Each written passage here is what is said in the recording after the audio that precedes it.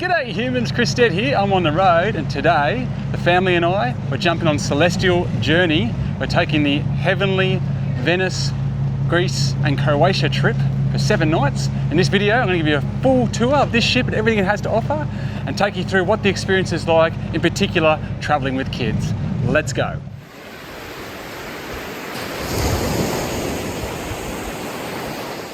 Okay, so my first hot tip, do not try and walk from the Piraeus train station to the Celestyal Cruise. It's, I don't know, it didn't make out it was that challenging a thing to do, but far out. Been walking in 37-degree heat, half an hour now.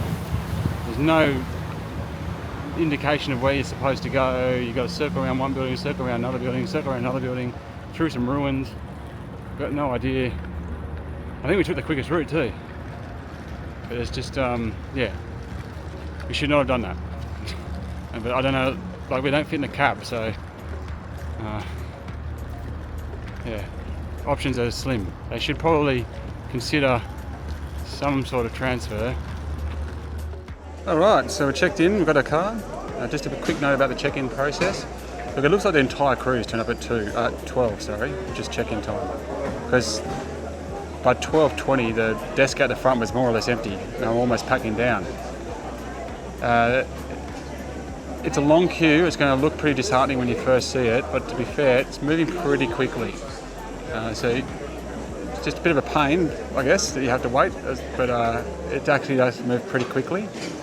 But there's obviously no tiers, so there's not like there's a 12 o'clock embarkation and a 1 o'clock embarkation like you get on some of the bigger cruises. You all turn up at once.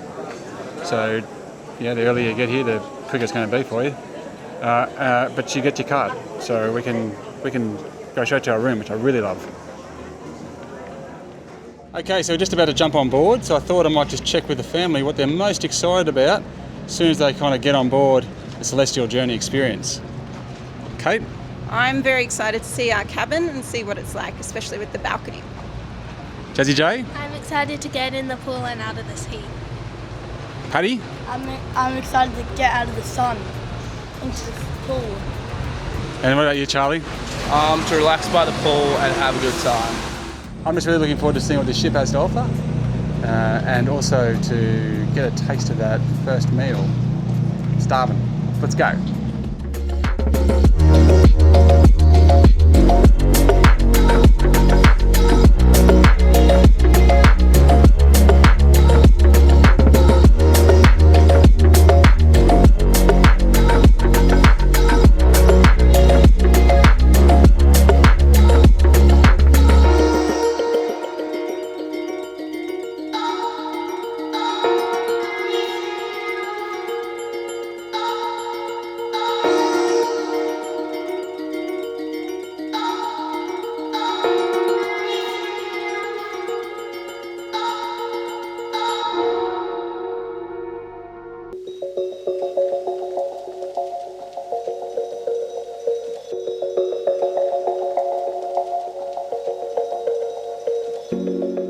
Okay, so we're nearing the end. This is the second last day of our 7-night heavenly Venice, Greece and Croatia trip with Celestyal Journey, and I'm ready to wrap up my thoughts and give you that full ship tour experience. Now, do stick with me because there's plenty to like about this, especially from a family perspective. Doing a really great job for families. There's also been some gremlins and some things that have been a bit of a challenge. So during the course of this ship tour and review, I'm going to take you through all of that, just so you know exactly what to expect. Also, especially if you're deciding whether or not this is right for you, or if you're already planning on coming, just so you can make the most of your experience here. But we're going to start, not here on the pool deck, but down below in deck 3, where I first arrived on Celestyal Journey. Let's go. So this is where you get on and off the ship. This is where you first arrive. It's a pretty inauspicious entry. It's just kind of a gangway that goes down to the port or to the tenders or off and on, and you just kind of enter up into the crew area down here. So it's a pretty unspectacular entrance, and as I'll go into in a sec, it's a bit different from what you'll see upstairs. So those kind of quirky entries aren't unusual to cruise ships. I've been on a few cruise ships like that, especially the smaller ones, but when you go on the bigger ones like a Disney Wonder, for example, the Royal Caribbeans, you walk into this really opulent entrance and it just kind of blows your mind as soon as you get in. But here, as you can see, you just kind of walk into the crew area, and then you're ushered upstairs. And as we're going to go into, there is actually a nice open foyer area called the Atrium, which is up this side of the ship here, so we're going to go there in a sec. I just thought I should take you through a bit of a map to give you an idea of where we're going to go. So we're just down on level 3, which is where you embark. Then you've got a couple of rows of cabins here, so 4 and 5 are pretty much all cabins. 6 is cabins, but it's also got the walking track around it, which we'll show you in a sec. So these are porthole cabins, then you get kind of window cabins, and then the balcony cabins start further up. Now, floors 7 and 8 is where a lot of the action is, so it's a lot of the internal action. You've got your restaurants, you've got your shops, you've got a lot of bars, a lot of activities. That's the amphitheatre, that's all going to happen there, so we'll walk through all of that. Then you've got 9, which is pretty much your balcony cabins. 10, which has your grand cabins and more balcony cabins kind of in the centre here, as you can see. Then you've got your pools off one side, the bridge on the other side, and above that, you've got your gym, your sauna, your spa, that area. You've got the open deck with the pool and some like basic restaurants and stuff that you can grab around there. You've got your big buffet restaurant, the Taverna, which is at the back of the ship, and that looks down over the Galazio Pool and terrace, which is right down the back of the ship. That's where I was just shooting before. And then up on the deck above that, you got 12. That's where you're going to find the Horizons kind of bar and lounge up the front, which is really beautiful, and sports facilities and kids stuff. There is some stuff beyond that as well, but that's pretty basic, and I'll show you that later. So that gives you an idea of just a quick overview of the ship, but now we're going to walk all that. So from here, it's not really much going on 4 and 5, so we'll jump up to 6 and I'll show you the walking track. So here we are up on level 6, and I think the look they've got going is pretty nice. It's not filled with flair, like you don't have kind of big art pieces up on the walls like you do on some cruise ships, or statues around or anything like that. You get the occasional pictures like this of what I believe would be some of the early construction maybe of the ship, I don't know. It doesn't seem to look like the ship though. There's a few bits and pieces around. But I like the navy blues. It's well lit. I think it's a nice looking ship. As we go through the bars and into the atrium and out, I think you'll be reasonably impressed. The staterooms, as we'll go into later, or the suites, are very nice. So I think, yeah, overall it's a nice looking ship, but it's not going to blow you away either. Now out here is where you're going to find your walking track. This is also the muster area, so this is where you're going to go to muster at the start of the ship, start of the voyage, where your lifeboats are and everything like that. I just do want to point out this is the rooms on floor 6, so they are set back. So you've got a window, yes, and that window does look over the ocean, but in between is the walking track. So that's just something to be aware of if you're going to book on floor 6, that you're going to be right on the edge of the water. You've got interrupted views basically. But it's a nice wide track. They don't like you jogging on this track. They don't want you jogging on it. But you can get the whole way around. Allows you to get some steps up and try and battle that buffet. I am losing that battle.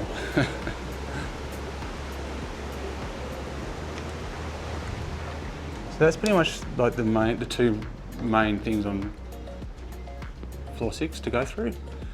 The room positions there, and also the walking track.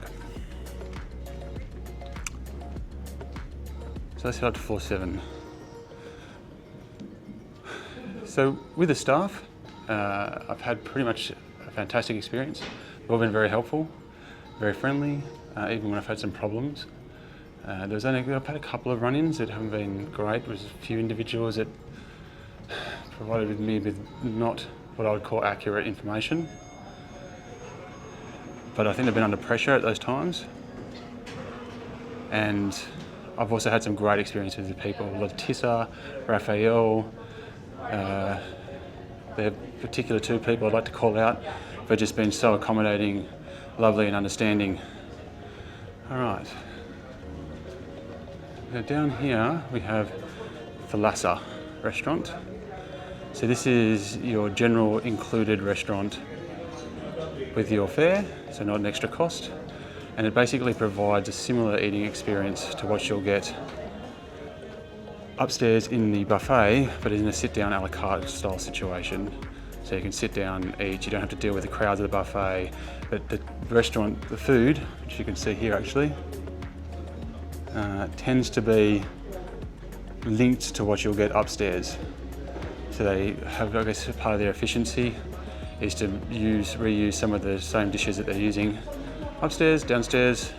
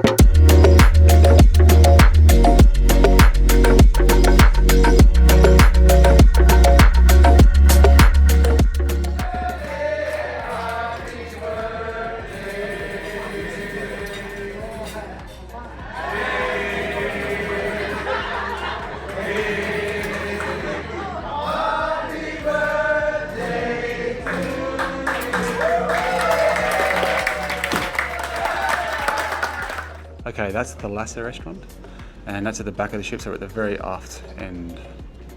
So from here, you can't actually go through further into floor 7, and it's because of the Symposium here, which I'll show you in a sec. So in order to get further on 7, which I'm in here, I'm gonna have to go up, down, down, and back. So I'm gonna do that, jump from here, over to here. Okay, so here we are on the other side of that wall. So that's the wall that we're at. There's something going on in the moment, so I won't walk in there. But this is the Symposium. This is Symposium 2. They just had a Greek cooking course in here, which was awesome. There's lots of, like, there's so much going on in this ship every day. They do a really good job in terms of a small ship cruise and just having lots and lots of things on. I'll go into those in more detail in a sec.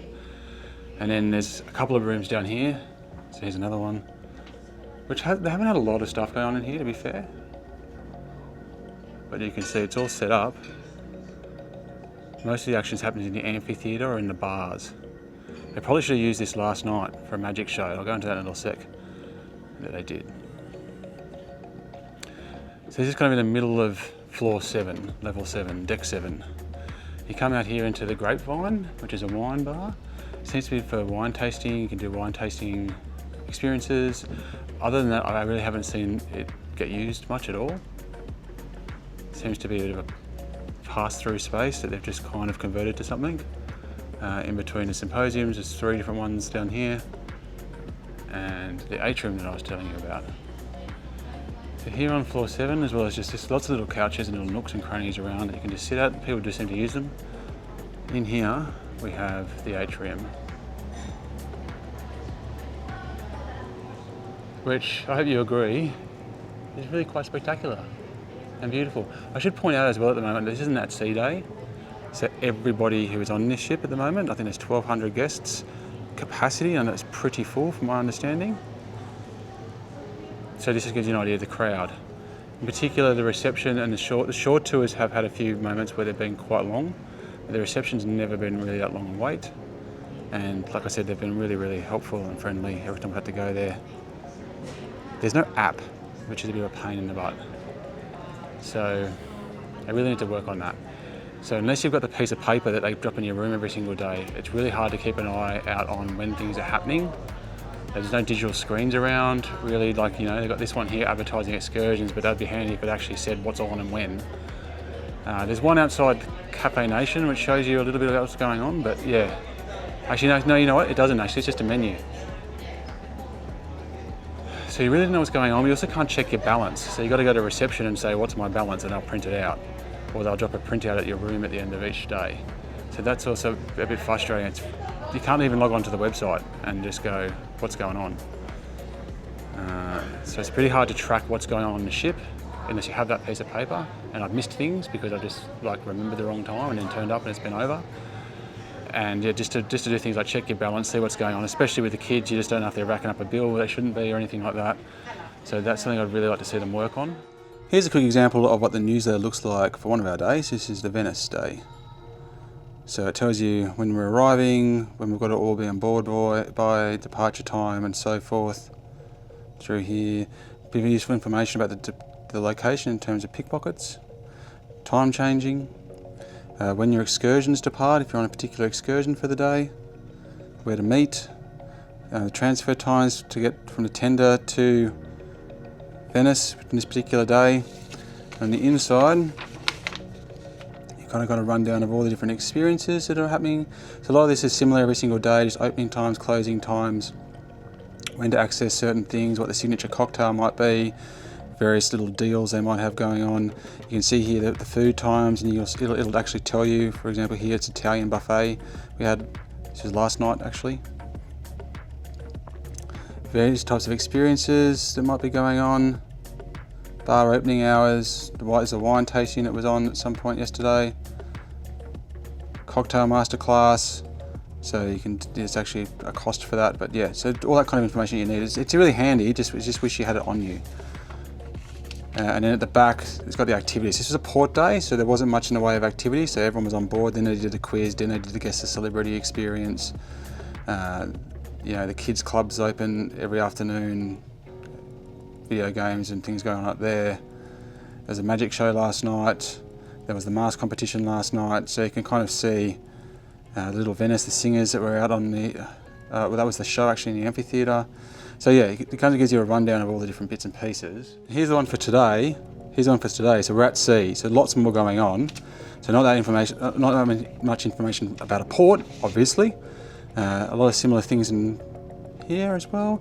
I mean, tonight we've got a seafood menu upstairs. So yeah, it does change every single day. And you'll see here way more activities because it's a at sea day, obviously. So there's the dance class, the cocktail demonstration, the keychain making, general knowledge quiz, trivia. There's been bingo on a fair bit as well. And the Greek cooking demonstration I referenced. Tonight there's a Latin dance party on tonight up in the Horizon Bar. Cabaret will be the show in the Amphitheatre tonight. So that gives you an idea. So yeah, I do think they do a really good job of filling the day with things to do. You're not really left wanting. Oh, there's also obviously football, tennis, basketball, all these types of sports you can play as well. You just go to the reception, get a tennis racket. I'll show you that in a sec when we go up to the pool deck. Either just create an online portal that you can use your laptop, because everybody does get internet.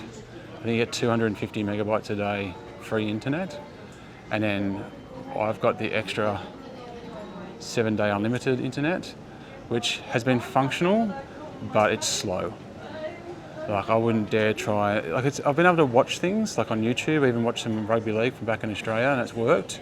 So it's definitely not sluggish, but it tends to just drop out. It tends to sometimes go really, really slow. It logs you out every single day, so you've got to re-log back in every single day. And on top of that, you only get one device, which is just, so you're using your phone, and then you've got to go from your phone to your laptop, and then your laptop back to your phone. You're constantly having to re-log out of devices, re-log back in. It's not very user-friendly in that regard. They should do at least 2 devices, because most people have a phone and a laptop, right? This is back down on floor 6. I just wanted to show you because the atrium does extend down here. And it's just a little lounge area. And this quirky little spot here, it doesn't look like much, but it's a little almost like a workstation. So I guess you can put cables down there to a power point. It must be somewhere underneath. But one of the things that this place doesn't have is anywhere to really work. So there's no library style lounge. Plenty of lounges, but everything's got low tables like this. Almost everywhere you go. So if you want to sit somewhere with a laptop and just do some work, even in your room, there's nowhere to just do that. So this is the kind of one spot where you can sit with your laptop at a decent height and sit on a chair, even though the stool's still really high. If you can see that, you know, still working at an awkward height really. Better up standing off at it. But yeah, there's just nowhere to really kind of just sit somewhere comfortable, especially near a bar, and in a work style physical position, if that makes sense.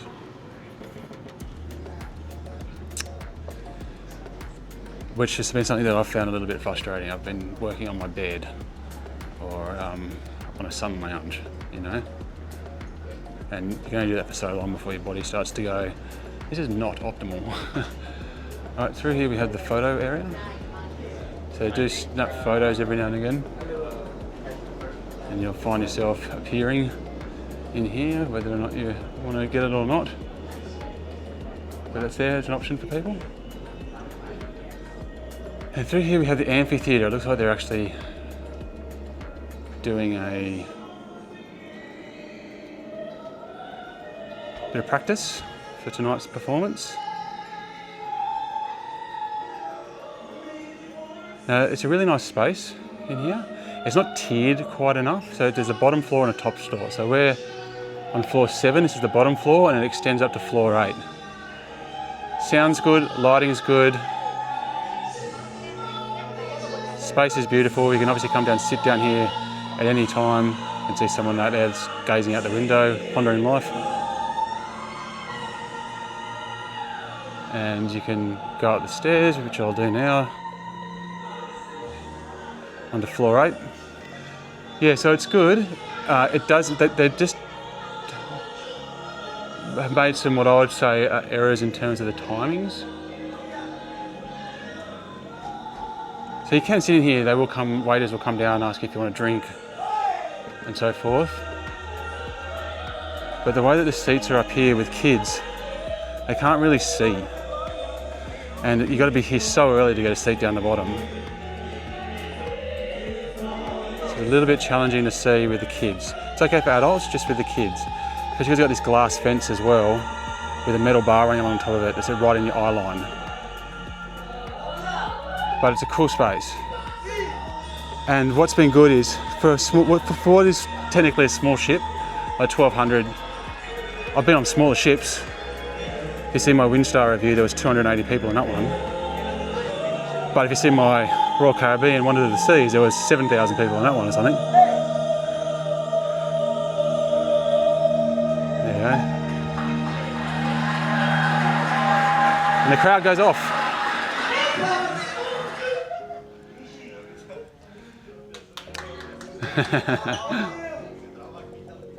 But it's a really nice room. Yeah, I think they've done a really good job in here. It's just a shame that these tiers just block the kids' heads. It'd be nice if they had a little section for families potentially, so you can just get your kids within eyesight. The other problem is that they have started the vast majority of shows at 9 or 9:15 at night, and then they repeat it at like 10:30. So they plays twice.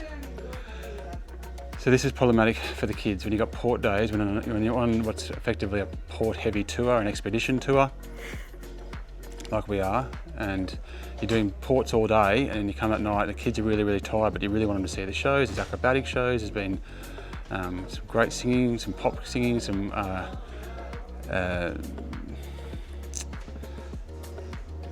like opera. You know, there's been a good mix of things. And trying to get the kids to them and try to keep them awake. And then everybody wants to see the 9:15 one because the 10:30 one is just too late for most people, or they want to go party. It's packed in here, then the 10:30 is pretty empty, but it's too late. So I'd love them to see her do an earlier show, like a pre-dinner show and then an after-dinner show. I think that would work better for families, because families could come for the pre-dinner and then all the boomers can rock up for the after-dinner and everyone's happy. Now the way that they've got pretty much the same crew. So every time you come out here, it's the same people performing. So as opposed to a big ship where there's got like multiple different types of performers. You see different shows, you might see a stand-up, you might see circus people, you might then see a singer, then you might see a band. Here it's the same people over and over and over again. So there's no live band. They're dancers, they're singers, they're very talented, they do a good job, they're acrobatic. Some of them are absolutely freakish, it's really impressive. But they're trying their best to then offer you something different every single night. and it feels a little bit samey. But by the same token, you're getting a show every single night on what is effectively a small ship cruise. So that's also impressive, right?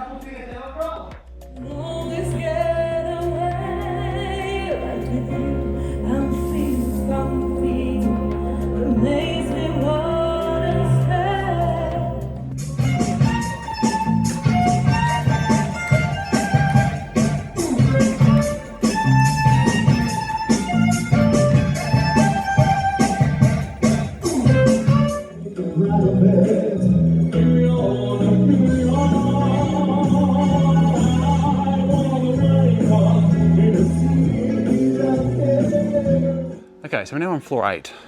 So we'll take you through floor 8.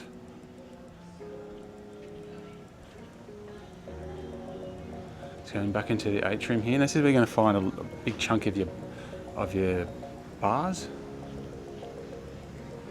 and your shops. So you've got shops all around. I do want to talk about the shops a little bit actually. They're pretty hard on the sell.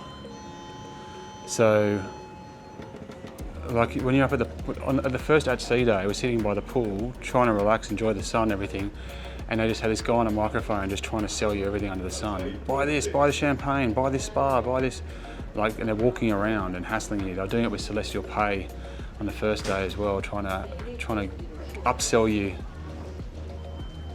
You know, and I'd say it's probably not unusual, but I did find it a little bit off-putting and full on. I was like, I really just want to relax, guys. Can you please stop trying to sell me something every 5 minutes? But it's definitely tapered off as you've gone through the cruise. It was just at the start mostly.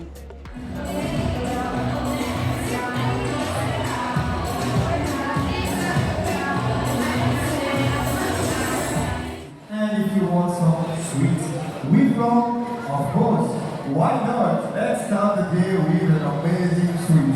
Crabs and sweets with rum, and you can see all the flavors. So as mentioned, one of the really impressive things that they do have on this cruise is a lot of activities going on. So when you get to your thing in the morning and you have a look through it, especially at the at-sea days, so at the port days it tends to start like 3 or 4 in the afternoon, and then at the at-sea days it's all day.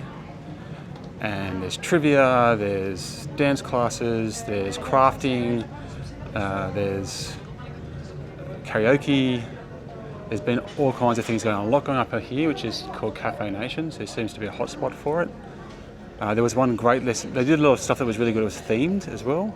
So like we were in Venice yesterday, for example, and you know, the day beforehand, they had a speak Italian course up here. And we came down with the kids, and it was really well done. The guy was great, and it was really enjoyable. And we learned a couple of valuable things. And then that night they had a guy in here on guitar who's just absolutely wailing. Il bagno. Dov'è il bagno? What means? Where is the bathroom? Bagno. Bagno. Dov'è il bagno? Bello. Bello. But you don't use bello for wine. Okay? Novelli bagno. Just to know that is Novelli male bagno. and female words. Come no?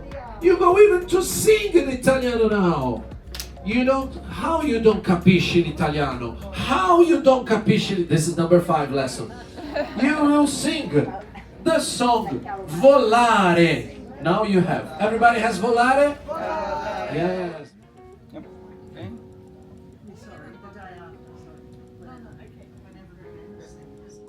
And then upstairs they had an Italian band playing on the pool deck, and they were fantastic, and they had Italian food in the buffet, and like that was great. They did a really good job.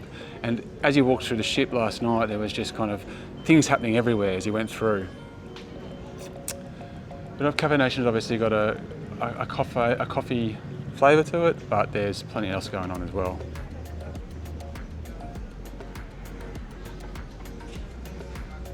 Through here. Now, as you soldier on, we're going to start walking through a bunch of bars. And again, there's been various activities at all these bars. Now, I should talk you through the alcohol situation.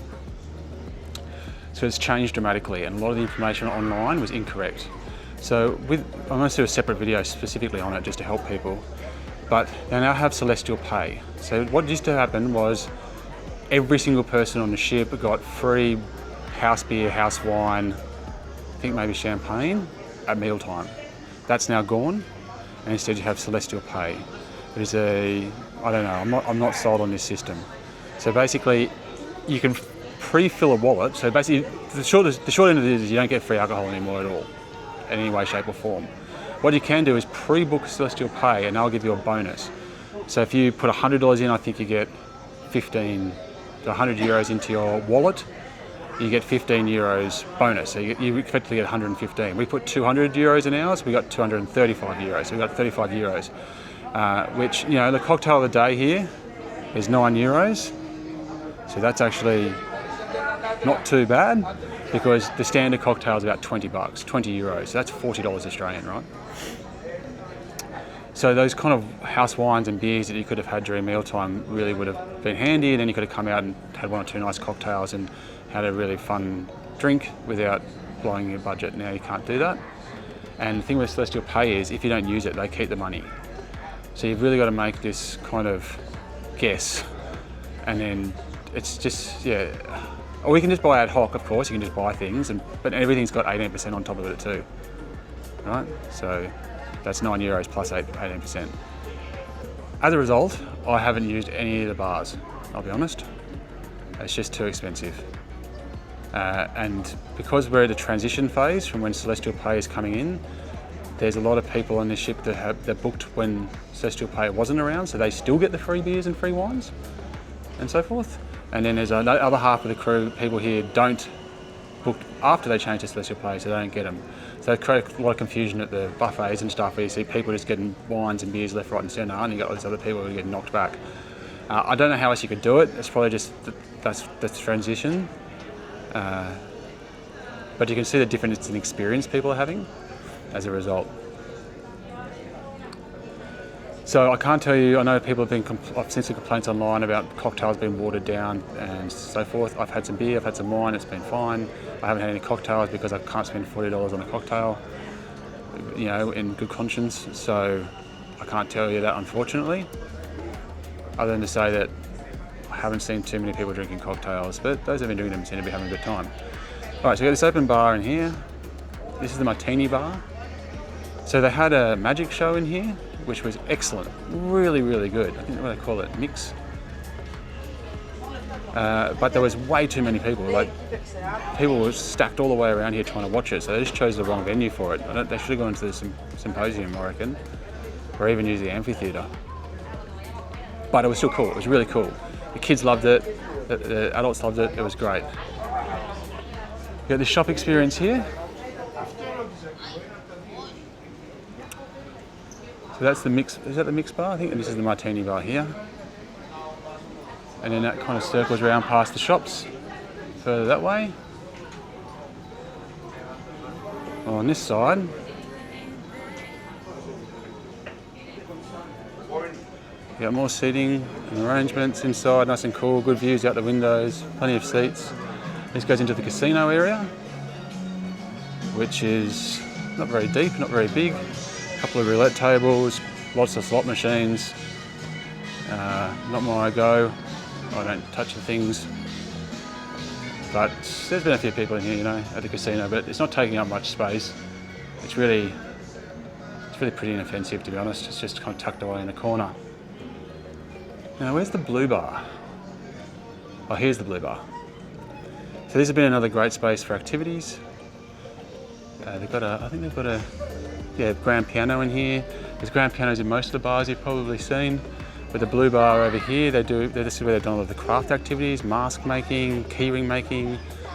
So again, plenty of really family-friendly things going on all day, every day. And people have been making the most of it. So I think they've done a really good job with the variety of activities and the frequency of the activities, and people have been really getting into it. So that's definitely a positive, especially for families. The kids have had plenty to do on top of the pools and so forth. And that circles back around from where we were before, where the shop was in the Martini Bar. There's a watch shop in here.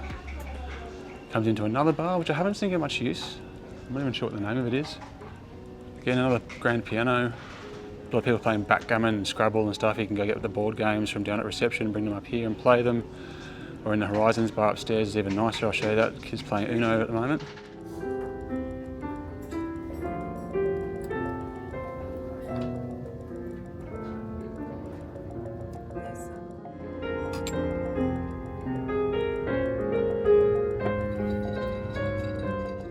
So that's kind of floor 8. This is like where a lot of the action is. And this brings you back down to the specialty dining. So we're going to have a look inside the specialty dining. I've done them all. We've got grill seekers here. Around this corner, which is on the back of the blue bar. You can see it goes right round actually. It's a nice, really quiet space down here. Beautifully air conditioned. Looks beautiful. Lots of light, which is important. Cruise ships can get so dark sometimes. It's not even that sunny outside today. I had a cocktail mixing course this morning as well. And through here, we have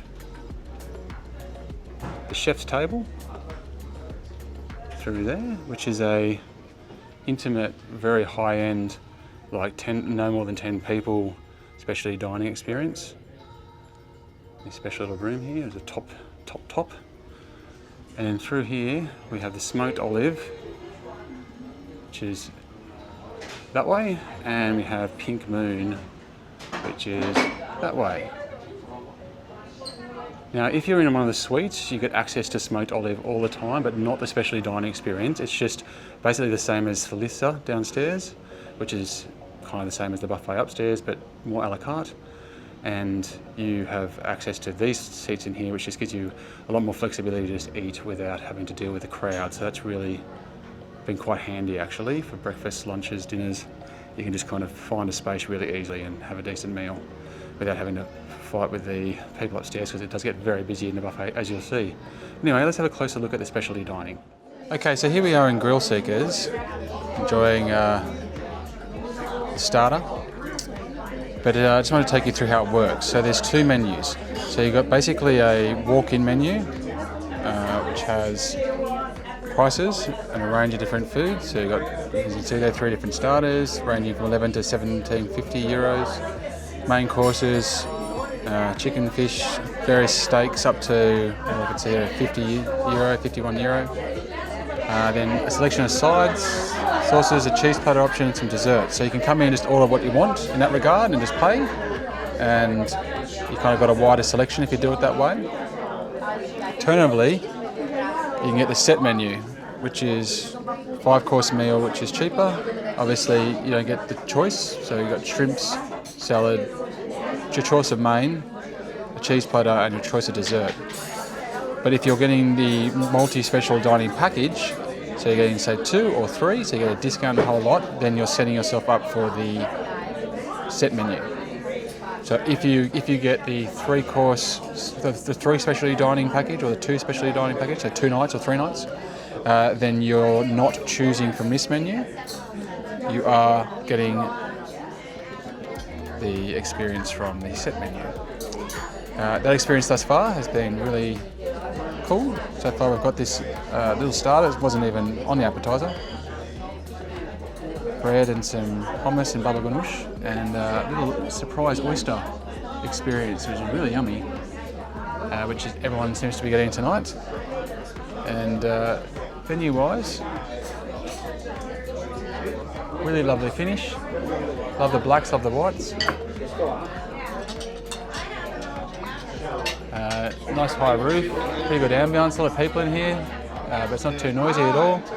So yeah, so far so good. This dip here is delicious. It's like hummus, feta, and some sort of olive oil or oil of some kind. It's really, really yummy. This is really nice too. And I've got to call it out, wine. So the main man over there, he chose for us, but both the wines are really, really yummy.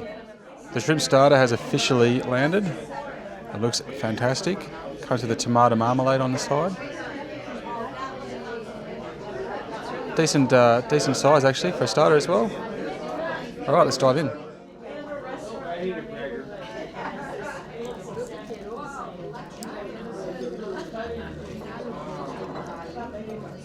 So diving into course 2 here, which is a salad. I mean, it's a salad. It's a very yummy salad, but it's a salad. Some balsamic and some olive oil on it as well. So, really nice cutlery they've got going on here, as you'd hope. Like this little butter to the side.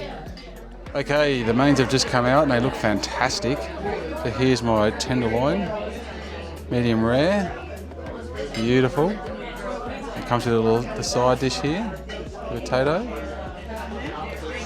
And then over here we have the fish offering, which also is looking really, really nice. Apologies, I'm just trying to get the light right for you. And comes with a range of sauces as well. Peppercorn, mushroom. I can't remember the middle one.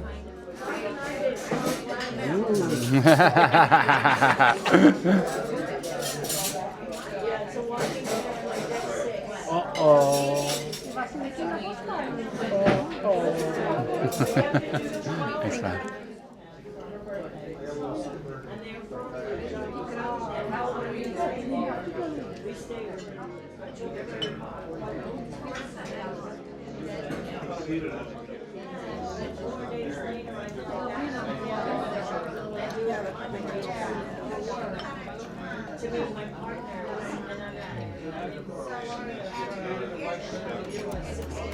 Okay, well the meat was excellent, really, really, really good. And to be honest, I enjoyed all 4 sauces. I can't choose between them. I keep going back in circles, trying them all. Fish had a really interesting flavour to it. It was really nice, but it was a very interesting flavour. And I can't believe we've still got 2 more courses to go because I am stuffed. But anyway, soldier on. Cheese. We have a Saint Mori, Casseri, Kefalotteri from Greece. And we have a Gorgonzola from Italy, Brie from France, Tetemois from Switzerland. We have some green grapes and red grapes, and dry fruits. We have figs, prunes, and apricot, and we have a crackers over there. All from cow's milk except Casseri. Casseri is 80% sheep, 20% goat. All right, so which one is that? 2 each? Okay, so the cheese platter just came out and it was much more than I was expecting. It was huge. It's got different cheeses from all over Europe. Some dried fruits and everything. And I thought it was one share plate, so I thought we were just getting that. And he served me another one. So I don't know how I'm going to fit this into my poor stomach, but it's going to be delicious, there's no doubt about it.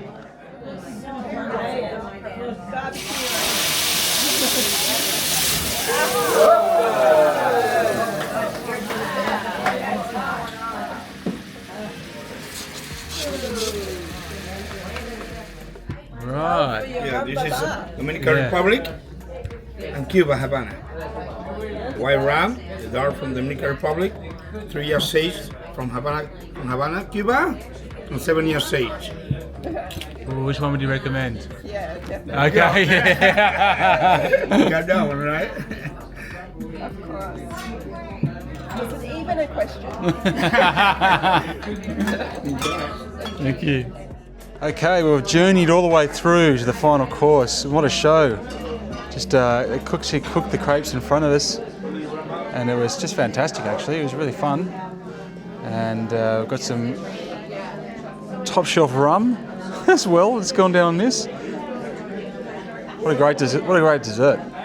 Okay, well that's the end of our Grill Seekers experience. I'm sitting here, I cannot believe how full I am. I don't even know if I can walk out of here. Really happy with the experience. It was really good fun. The food was all top notch, really, really tasty. It's a huge step up from the, I guess, I don't want to say base, but the basic foods that you get out here. And I'm happy to recommend it. I'm really, really enjoyable. The staff are great. Raphael, who looks after this place, has been really good to us. And the food kept coming and it kept delivering. So this is the first of 3 specialty dining experiences that we're having while we're on the cruise. And Grill Seekers was a hell of a way to kick it off. So if you feel like indulging, really, really, really good food. I will say, if you're umming and ahhing, you're thinking, going with the set course meal, if it doesn't feel like what you're expecting. I gotta say, it ended up being pretty good value, I think. There's a lot of food, and there's a lot more than just those 5 things that came out as well. So, I think you needn't worry. it's pretty good. It's pretty awesome actually.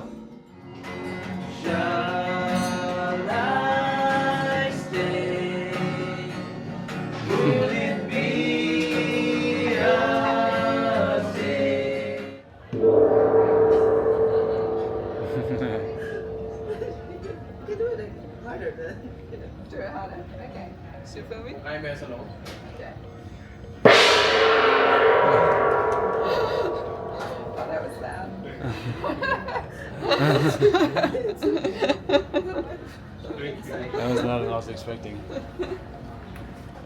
Okay, so here we are in Pink Moon, one of the specialty dining restaurants on Celestyal Journey. It's got a really nice look. It's not very pink though, it's very blue, but I kind of love it. It's really nice. It's a combination Asian experience, so different types of Asian dishes from around the continent, the Asian continent. Pink Moon. It's got a really nice look. I really like it in here. It's our little spot just here is next to the water, so we can watch the sunset as it goes down over here. Now, like the other specialty dining on Celestyal Journey, if you've got the meal deal, so to say, which is you can get like 2 specialty dinings, I think it's for €79, and 3 specialty dinings for €115. And then you have the set menu, which is an appetizer, a choice of main course. So it's a vegetable samosa, a choice of main course, a choice of dessert. So it's a 3-course meal in the Pink Moon. Now, if you want to, you can get other options, which are an additional cost, or a different cost, sorry. So you can just come in a la carte and just order these particular experiences that you want.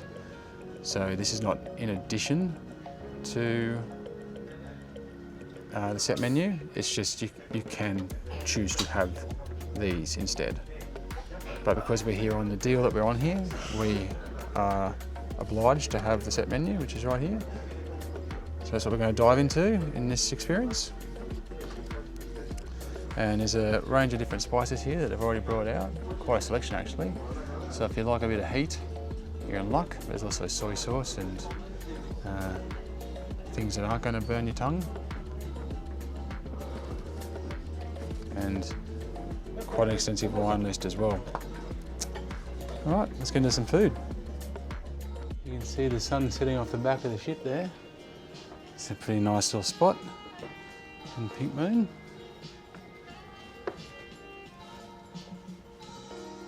So the starter has just come out, which is the samosas. They look really tasty. It's not the most amazing presentation, but it's not bad. There was nothing else before this. For example, I know it's a combination Asian experience. There was no prawn chips or poppadoms or anything like that to begin, naan bread. So just straight into it. So let's go. So the starters come and gone. The samosas, look, they weren't inoffensive. They weren't amazing. It didn't really feel like a specialty dining leap up in quality of experience, that's for sure. But it was tasty enough. There's no real atmosphere in here. It's probably because it's so empty. And there's kind of nothing else going on. Like there's no, like I said, prawn crackers or just anything else that's kind of on the table. So we kind of like had the starter, and then the starter disappeared, and then we've just kind of sat here twiddling our thumbs for 15 minutes. But the mains have just arrived. Let's have a look. So this looks like it's going to be a pretty exciting adventure, working out everything in there. So generous portions. Looks like it's going to be tasty. Well, let's dive in, find out. So we're eating through our mains here, and look, they're nice, they're tasty, but not awfully exciting. You know, it's vegetable noodles, and the royal lo mein is more like it's almost like a pho, something like that. But again, it's yummy enough, but it's not special. It's not like it's not taking the next step to what you would expect from a specialty dining experience. It doesn't feel awfully, I mean, maybe it's because I'm from Australia and we eat a lot of Asian food, so we're used to kind of food of this quality. Like this is just what you'd get normally. So maybe it's more exciting for Europeans. but yeah, it's just tasty. It's just not spectacular. This is probably where the set menu is actually probably working against it, because you've got a vegetarian option and then a soup option, basically, like a meat noodle soup. So you're like they're the only two options, and neither are massively exciting. Like when especially dining in a place that's combo Asian, I was thinking like, sashimi or roasted duck or something kind of exciting and special, but it's vegetable noodles. So udon, sorry. So yeah, it's definitely not blown away. Also, there's not many people in here, but like, our cups have sitting here empty for quite a while. So yeah, it's just a little bit disengaged in here. So it's pleasant, it's nice to be away from the kids, and it's nice not being a buffet, but yeah, I'm not sure, I'm convinced at this stage this one is stepping up to specialty dining levels. Alright, the dessert course has landed. So here's the mung bean option, which I just had one bite of then. Actually it was quite nice, it wasn't what I was expecting, very different. It's yummy, bit of the sauce there. And here's the coconut sticky rice with mango. So nice big serving of that. And it is also, getting a thumbs up. It's really nice. So dessert course is really interesting flavours. Very Asian, which you'd hope for, obviously. I quite like it. My wife isn't as keen, but yeah, again, it's good. It's not amazing, but it's all right. So we've just wrapped our experience at the Pink Moon Specialty Dining Experience on Celestyal Journey, and yeah, look, I'm not overly excited about this one, unfortunately. There was nothing particularly wrong with the food, but it just wasn't that special an experience that you would expect from specialty dining. There wasn't any real atmosphere in here, there's no real excitement to the meal, there was nothing else going on. It was kind of a bare minimum experience. Like, it was 3 courses, the 3 courses came out one by one, they left one by one. There was very little beyond that in terms of dialogue with the waiter. There was very little interaction, there was very little experience. There's no oriental music going on here, there's no one playing a sitar in the background or something. There's just, it's better quality food than you're going to get if you just have to sit down a la carte outside in the Thalassa Restaurant or in a smoked olive, but not to the point where you would be paying more for it. I think this is potentially a result of the set menu being kind of the most basic food options you could probably get. If you were to come here a la carte and order at an additional cost the types of things that you might want, you might have a different experience, but for people looking at that kind of specialty dining package, you're going to come here on the set menu, which is what we've done. I think I've done Grill Seekers already and that was brilliant, so if you're wondering about which one to do, I'd be going Grill Seekers. Anyway, those are my thoughts on Pink Moon. Stay tuned, smoked olive to come. All right, it's time for specialty dining number 3, and we're at the smoked olive.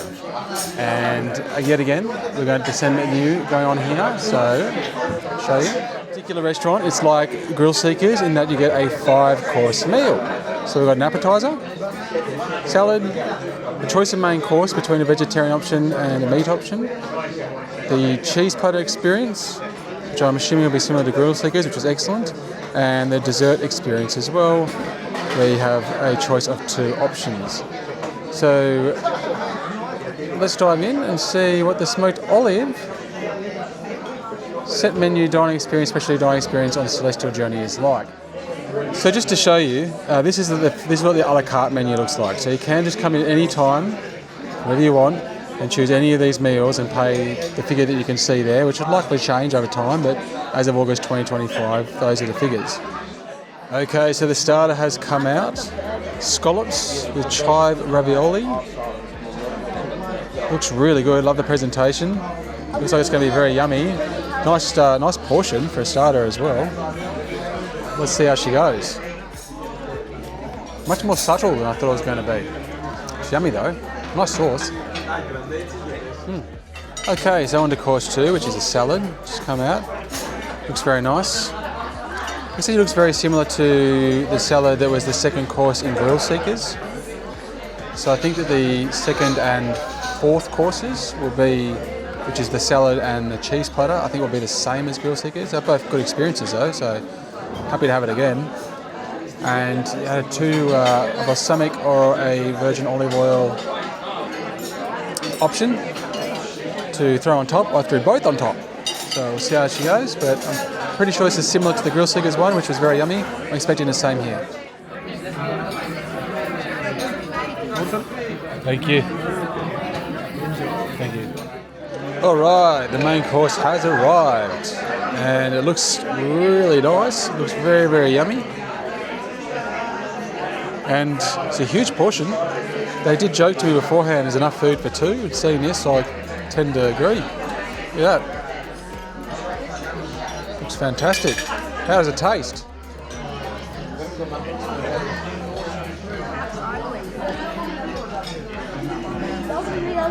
It's really good. Oh, it's really yummy.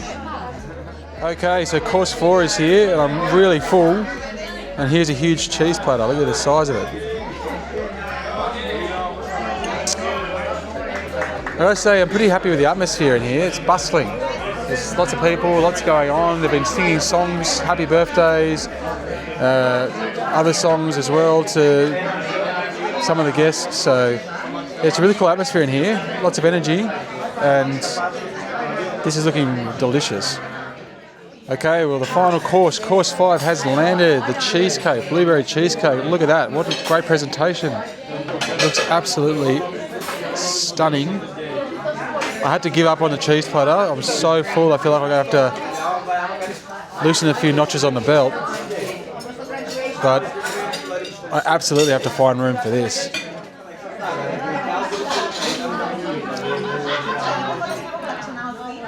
Oh, that's really, really good. Oh, it's really good.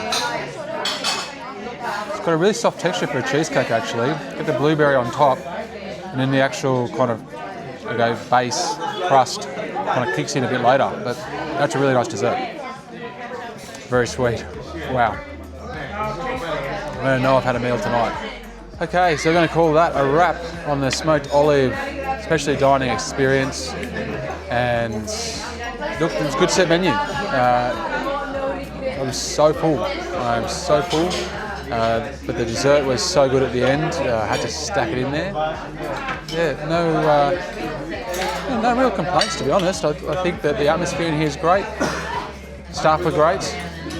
They really looked after us, and the food was fantastic. So yeah, so that's the smoked olive experience. So we've had the 3 specialty dining offers you can have. I think Grill Seekers probably wins out. It was the best experience in the great food. I think the smoked olives is a close second, and the Pink Moon was good, but I think it's nowhere near as good as the other 2. So if you're going to pick 1 or 2, I'd pick from those first 2. But you're also not going to lose out if you get all 3, because it was still an enjoyable feed, especially if you offer some Asian cuisine. After all that, I did find a statue. Look at that. There is one thing I mention about this ship, and that is it does shake a lot. See that? There's this constant vibration, and you don't generally notice it until you stand still, or if you're trying to lie down in bed. There's particular parts of the ship where it's worse than others. But there's been I thought maybe it's weather conditions or sea conditions or wind or something, but it hasn't stopped. So there's just a little shake in this boat. It hasn't affected me. It's not a negative, but I don't know. Maybe it could irritate some people, but the boat hasn't swayed at all. So they said something about putting like these wings out at the front of the ship to kind of prevent this, but I think it creates a bit of this. So I've had no wobble to and fro. Like you get off, there's no kind of like sea legs or anything like that. Nothing like that. But you get this constant vibration through the ship. It hasn't affected me at all. In fact, my son keeps referring to it as a free massage, And like I said, certain bits of the ship, particularly in the middle of the ship, seem to be affected worse than others. But yeah, I guess it could be irritating to some people. Anyway, so that's it with deck 8. So now we're going to go upstairs. Now deck 9 is purely cabins the whole way along. I have done a review of 2 different rooms, which I'm going to do slightly later after we've done this ship tour. One of them includes a room here, 9203, which was on floor 9, so it's a suite. So I will take you to that after we've done the ship tour, and then I've also got a grand cabin tour I'm going to take you on as well. So let's just jump straight up from here to level 10. Alright, so here we are up on deck 10. We're at the aft end of the ship. I'm going to take you out to the Galazio Pool and Terrace, which is easily one of, if not the most popular place on the ship. Thanks, Matt.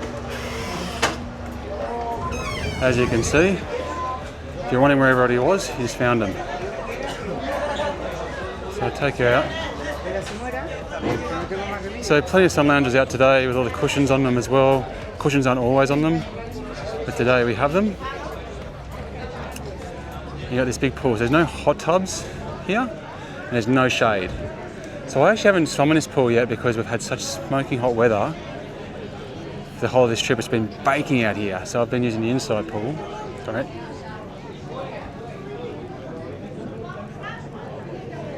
And they've got this interesting pool design, which you can probably see. Sorry, it's so packed out here. I'll see if I can get somewhere it's a little bit more user-friendly. Well, user-friendly for me anyway.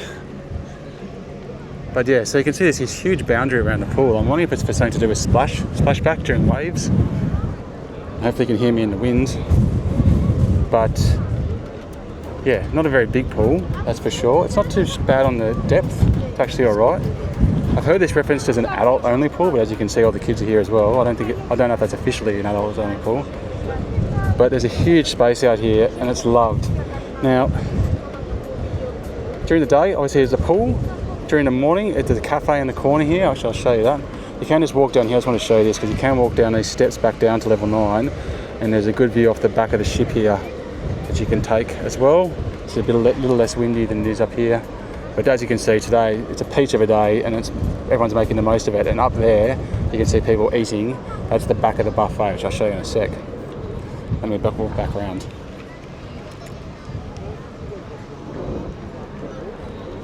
So at night time on this particular ship, and I don't know if it's common, I get the impression that it's not usually the way it is, but there's a lot of Greeks on board, and they've had a huge Greek party out here every single night till midnight.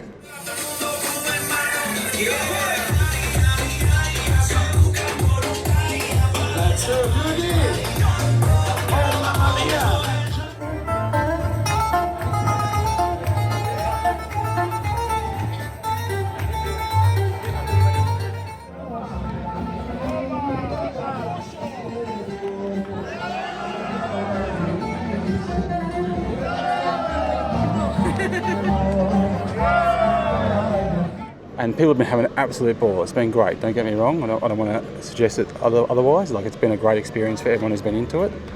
But there are rooms directly below here, which was one of our rooms, and that was confronting. This is dead set what it sounds like in our room.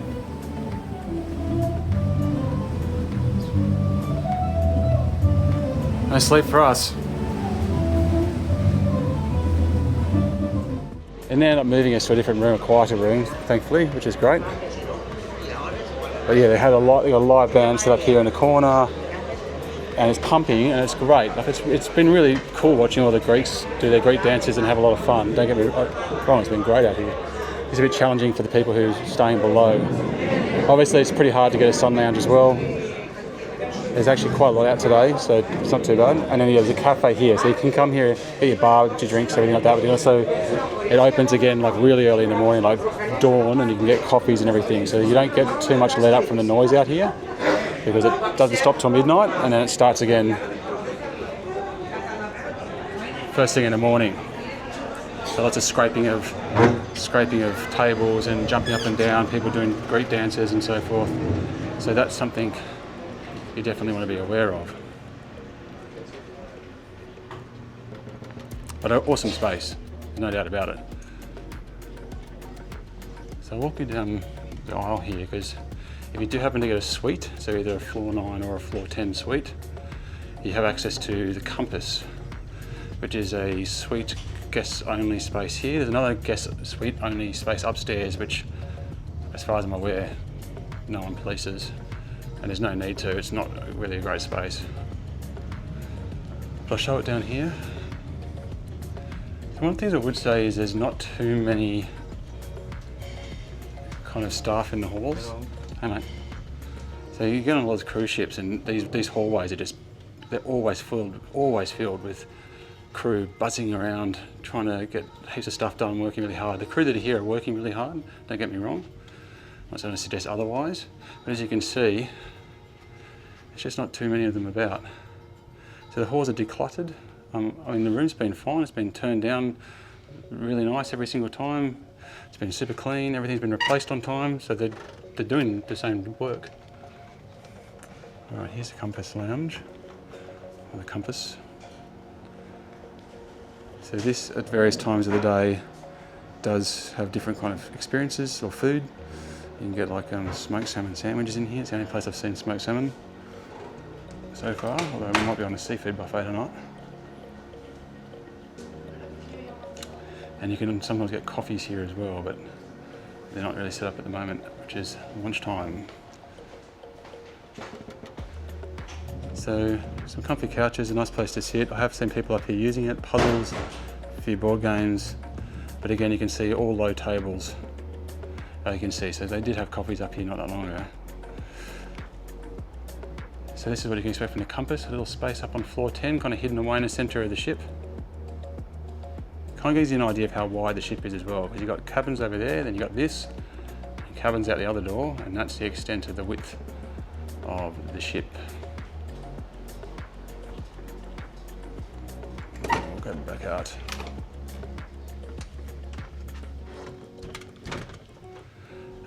The noise does come into the corridor quite a bit, like from the parties upstairs, like when that Galazio Pool Greek party's going on, you can hear it down here. When the white party and the Italian music was on last night, you could kind of hear it down the hallway, but I couldn't hear it in the room on floor 10. Just on floor 9, when you were under the pool, you could really hear it. About here, you could hear it kind of through the pool, which is kind of just there. But they're not every night, they're just on sporadically, so it's not quite the same. Now we will have a look in there later, 10:10, that's where I'm staying at the moment. I just want to shake you through here, because through that door is the bridge. Let's go have a look inside the bridge. Good morning. How are you? Emanuele. It is our first officer boat.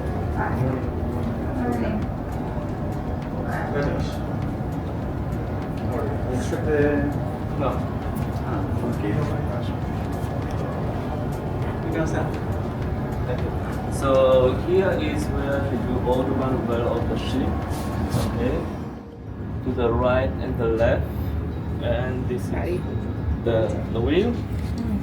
And this is everything here is electronic now on board. And some people when they come, they told me, where is the big wheel?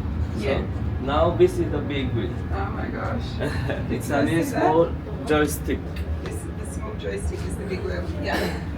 Let's see this one. Don't touch it though. You can see it. That's the big wheel. It's with this they do the maneuver now with the electronics.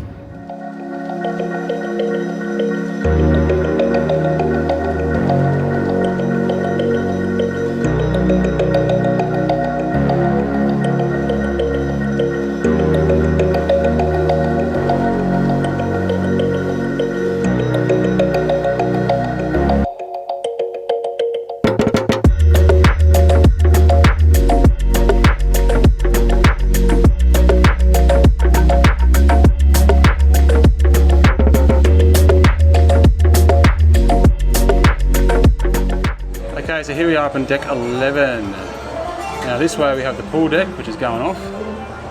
So we'll go out there in a sec. But we're at the front of the ship right now, or forward. And I'll just show you the spa and gym area. So I haven't had a spa. I don't know what they're like. They've been offering me lots of different discounts. The Sozo Health Spa. Through here, so let's just walk straight through into the gym, which I'll show you in a sec. But you've got various treatments and so forth you can do in here. Hairdressers, makeup, facials, all the stuff. Through here. Yeah, like I said, I haven't done one, so can't personally vouch for it, but a lot of people are using them, so it must be good. And then through here we've got the gym. Now, like I said, this is a really family-friendly cruise, and one of the great things that they do is they let you take your kids into the gym. And the kids love the gym. Love it.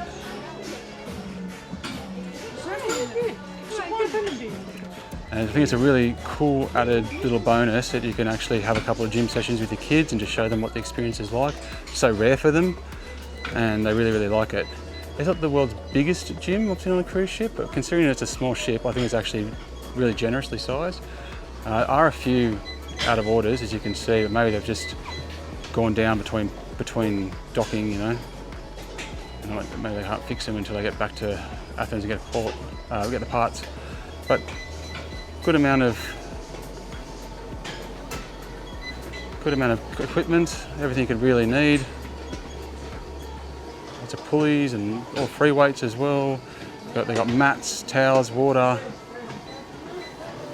I think it's a really good gym with a nice outlook. Unfortunately, here and in other spaces, you've got this hard fence, so you can't really just see through it. I understand that they probably need it to be metal, but I think it's still a pretty good outlook, as you can see. And you've got this good sized space over here. Now they do have things like yoga and that, but they're at a cost. And as a result of that, there's no kind of basic, like every morning you can wake up and do yoga style things. Now this one I did show over here, because this is a secret little spot that people don't seem to really be aware of. You can actually come out here and you get, it's going to be really windy, but you get uninterrupted view of the front of the ship. It's really windy out there today. I think they said 35 knots.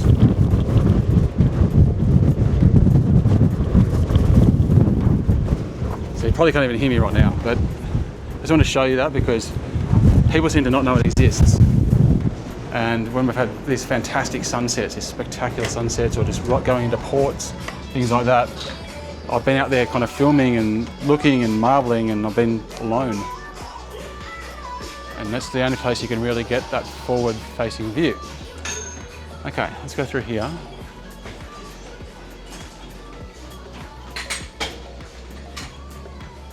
There's some water and some towels and so forth. And through here you go into the back end of the spa, which you seem to be able to just walk through. Now there's a thermal suite in here, which you can either get access to because you've got access with your room, or you can pay to go in there, or alternatively, it's been open a lot. So I think at a certain time of the day they might just open it. So you just be able to walk in. But let's have a look inside the thermal suite. So I've actually used it a fair bit. It's kind of a nice little space to just get away, and the hot tub's usually quite empty. The stones, I've been in the steam room, it's really nice.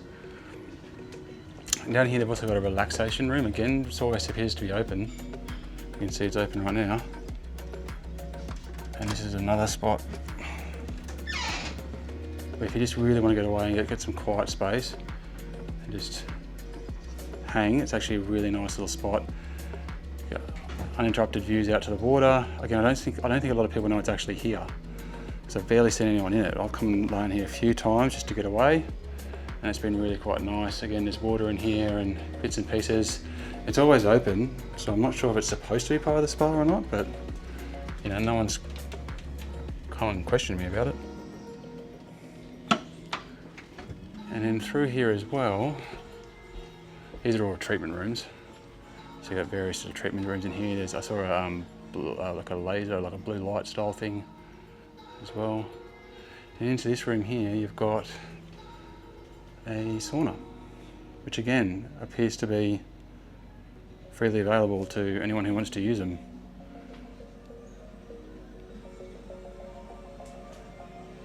So yeah, I think that's really nice. They're really good at, they've got that in there, and lockers and so forth. So pretty nice little front end of the ship there with the spa and the gym. And like I said, I think, you know, there's a lot of families on this ship, and there's so much going on for the kids, and they're having a great time in the pool and everything like that. But just being open to families in a gym is such a lovely, lovely little touch, and I really hope they stick with it. Okay, let's head out into the mass. Hopefully you'll be able to hear me out here. It's always quite loud.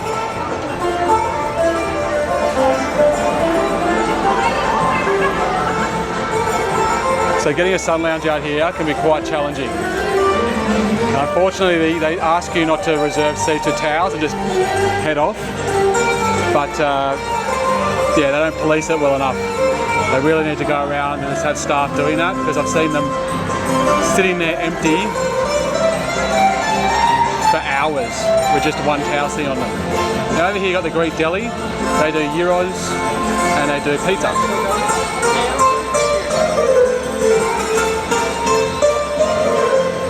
The gyros in particular are awesome. It's just really handy. It's open from 11 till 6 every single day. You can just grab whatever you want, and they will basically get you through. If you get back from a port day like 3 or 4 in the afternoon, you can just grab them, feed yourself quickly, feed the kids quickly, and then hold off till dinner. It's so loud in here, sorry. So you got the 2 hot tubs here. So these are the only 2 hot tubs on the ship. Now the one weird thing is they barely bubble. The one in the Thermale Suite doesn't either. They just barely got in. The jet power is so weak, nothing bubbles. It's not really a very hot tubby experience. It's lukewarm and it doesn't bubble enough. So I wish they fixed that. It's supposed to be 5 at a time. You can see these guys, they're busting people now. I think that's really uncool. There's 1,200 people on the ship and 2 hot tubs. Either kick people out every 15 minutes or let them just go. Nice big couches the whole way around the side, which I'm really thankful for. Not only because it provides this nice awesome space to hang out in the shade, but because there's rooms below here and you don't have the constant scraping of chairs, because you don't move these chairs like you do if they're tables and chairs. So awesome space in here. It's got awesome lighting at night. It's all neon and everything. This roof closes and opens based on the weather. There's plenty of shade. There's plenty of direct sunlight. Pool, not massive, but big enough. It's really, really cool. I really like this space. They've done a really good job. They just need to police the lounges better and yeah, be a bit more relaxed with the spa and pool. Make that hot tub actually bubble properly, and then actually make sure that people aren't just hogging seats and spa space and not being more generous when there's so much going on. Here's the band.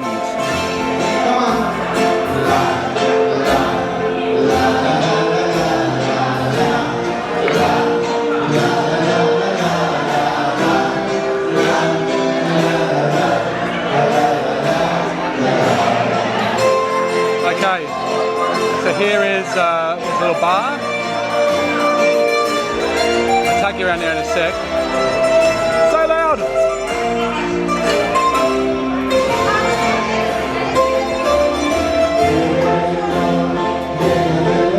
Over here's the Fig and Honey. They do great ice creams, great milkshakes, great smoothies and stuff, but none of it's included. So you got to pay extra for this. €5 for a large cup, probably plus 18% as well.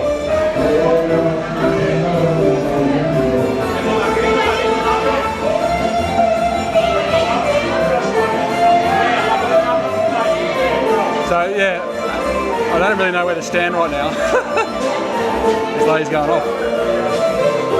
Well, let's go have a look at the Taverna dining experience.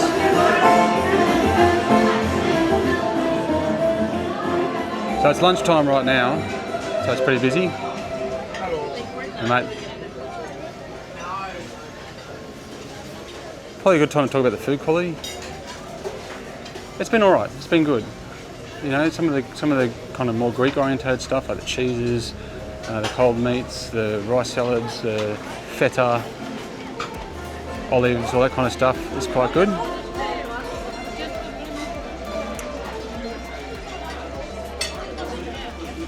I'd call the buffet in general's,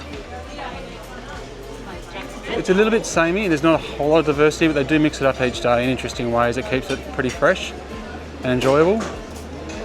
And yeah, we know they get something nice in here every single day, but you're not going to get like omelettes made for you, or you know, great variety of cuisines at any one sitting. But I think the specialty dining really steps it up. Like, the specialty dining is fantastic, so it's a huge step up for that. And like I said, you don't get much of a difference between the buffet in the Taverna and then the Thalassa or smoked olive a la carte experiences. They basically are the same kind of food, just moved between floors. So I just got a little bit of space here. So we'll just come through here, through the chaos, into the Taverna.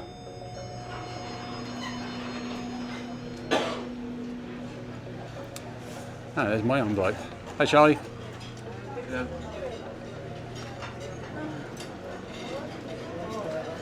It's been quite hard to get a seat up here every single time. It's been really a fight to get a place to sit. You get soft drinks if you follow the standard drinks package while you're at meals, but you're not expected to take them outside.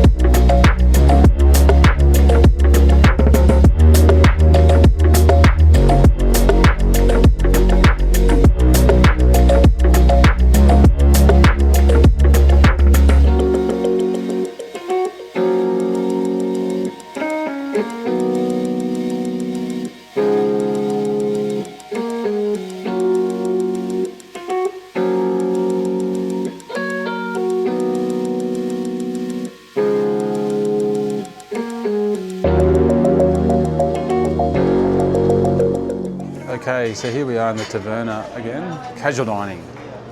This is a dinner experience I'm going to take you through this time.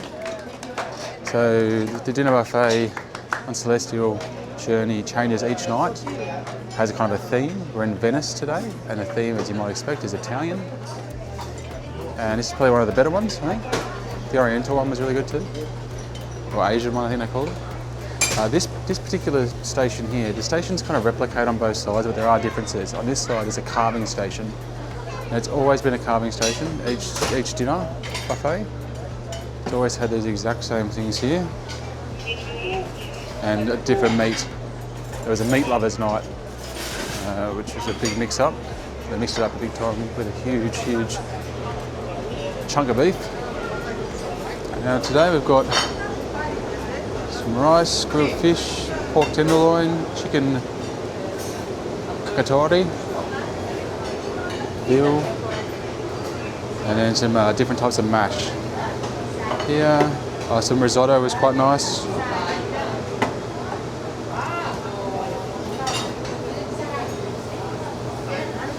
And mashed potatoes. So one of the mashed potatoes was buttered.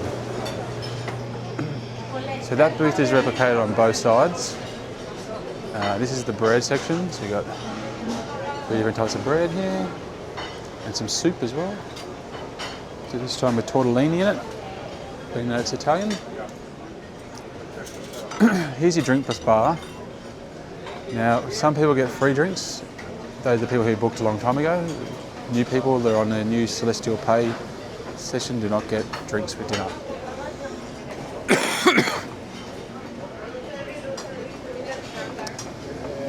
Now, for almost all of the nights we've had here, this has been a salad bar, but tonight it's got an awesome selection of meats.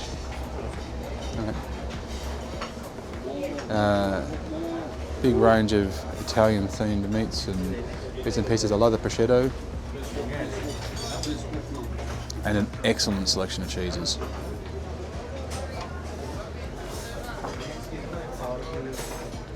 This was a particular treat tonight, but yeah, usually this is a salad bar. So the salad bar's been moved up here tonight to give you an idea what you can expect, and there's slightly different pasta salads and rice salads at the end. That kind of changes up a little bit, otherwise it's probably similar. It's just the same stuff as we saw on the other side. Now this station up here kind of changes each night with something cool. There's been fish tacos, there's been mussels. Today we've got garlic bread, huge chunk of parmesan, and then the highlight, this awesome, delicious penne alfredo.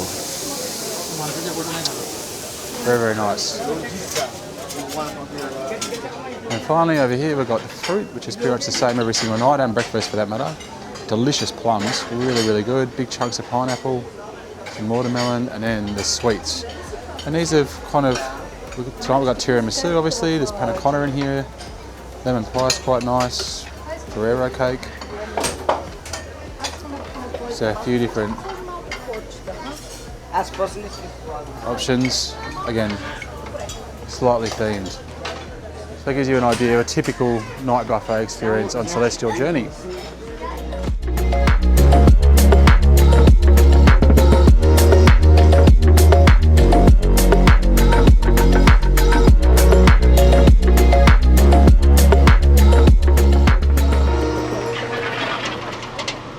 And here's that kind of top deck experience. There's not that many tables up here, to be honest, considering it's part of the main buffet. There's only a few places to sit, looking back down on that Galazio Pool. Now I will say, as I mentioned before, the fig and honey is not included. There's a couple of things not included, even in the specialty dining. There's like bits of the menu where where it says yes, you can have this as well, but this is more of a cost. So I've been a little bit confronted by that, because I wasn't expecting so many things to cost more beyond just the ticket on board. So there's been plenty to eat anyway and drink. You know, like it's not like I'm starved or something, or felt like I've been shortchanged on a good eating and dining experience. But you don't just have that freedom to just kind of go and get anything. I really think at the very least they should have supplied ice creams for the kids, even if it's just a soft serve thing and not gelato, just something. I think that the kids really missed out on that experience. But yeah, a little bit surprised when you go into a specialty dining restaurant, which costs a fair bit extra on top of the. Well, you can get like I got 3 pack was €115, but everything's double for Australian, so €230 Australian dollars plus. And you know, then you get the menus in front of you, and it goes, oh, you want a steak? That's another $40, and you're like, oh, that was a bit confronting. All right, let's go upstairs. So we're on deck 11 now. We're almost there. Now up here, there's a place that has been fenced off the entire cruise. So I don't know when they use it, what they use it for. It's kind of a little bar, I don't know, a little sitting spot up here. But yeah, so it's basically been not in use for the entire trip. So I don't know if they've completely discontinued its use, or there's something to do with this trip where they're not running it. So I can't do anything about it, other than the fact that I snuck up there just to get some video.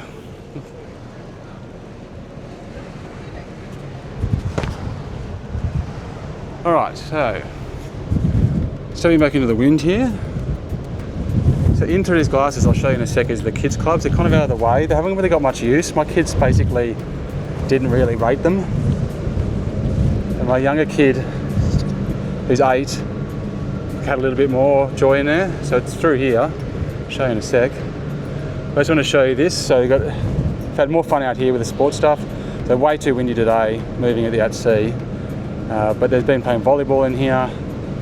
They've been playing table tennis. When that comes out, they had a game of tennis. It's actually a kind of a soft rubbery court. It's not hard concrete, so it's actually kind of nice underfoot, which is good. So my kids have used this, but it hasn't been used like you'd see a sports complex used on, say, a Royal Caribbean, for example, where it's just like a constant use. They haven't really done activities up here where they've said, hey, everybody up for a volleyball experience or a football experience. So I do think that's something they could do. Sorry, it's been quite a challenging tour, this one, between the sound and the wind. They do have these, which is kind of cool. I just want to show you.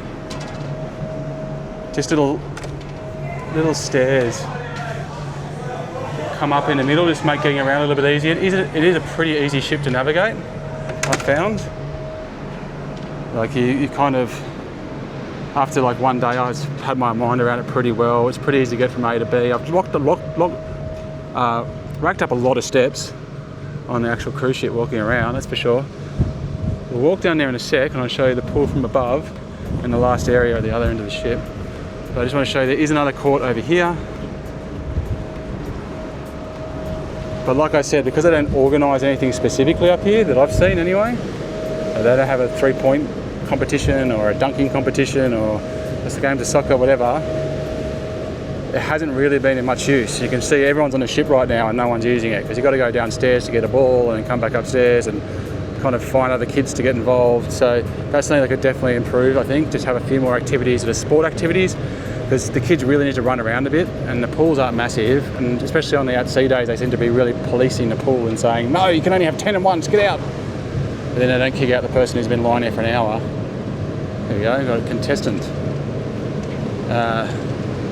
But I'm glad that the facility's here and my kids have definitely used it, but they haven't used it as much as they would have if there'd been organised experiences, and it would have been way better for the kids if they just were forced, I guess, to find other kids that had like-minded thoughts. Okay, now here's the kids' clubs. Now, let's see what's going on at the moment. It's all locked up. All right, we'll come back here and I'll give you a tour later on. Okay, so some clarification. So the HQ here isn't in use anymore. So they used to do kids' discos in there, and then bits and pieces. It looks like it's double story from what I can see when I look through the door. It's all locked at the moment. So it's mostly used now by staff just for a quiet place to work. So here's Shark Attack. Show what's inside here. But I don't think they've done a great job with the kids' clubs. And the kids are having heaps of fun outside the kids' clubs, but you know, sometimes, like on Disney Wonder, for example, I couldn't get my kids out of the kids' club. Here, you know, you got this kind of game here, which costs extra, of course. A bunch of like those horrible pub machines that try and convince you you're going to win a pair of headsets if you give them more money than the headset's worth. And then that's pretty much all that's in this space. So, yeah, it's kind of like, why is it here? This is the Shark Attack, so it's in between the two kids' clubs. So you've got the Turtle Cove there.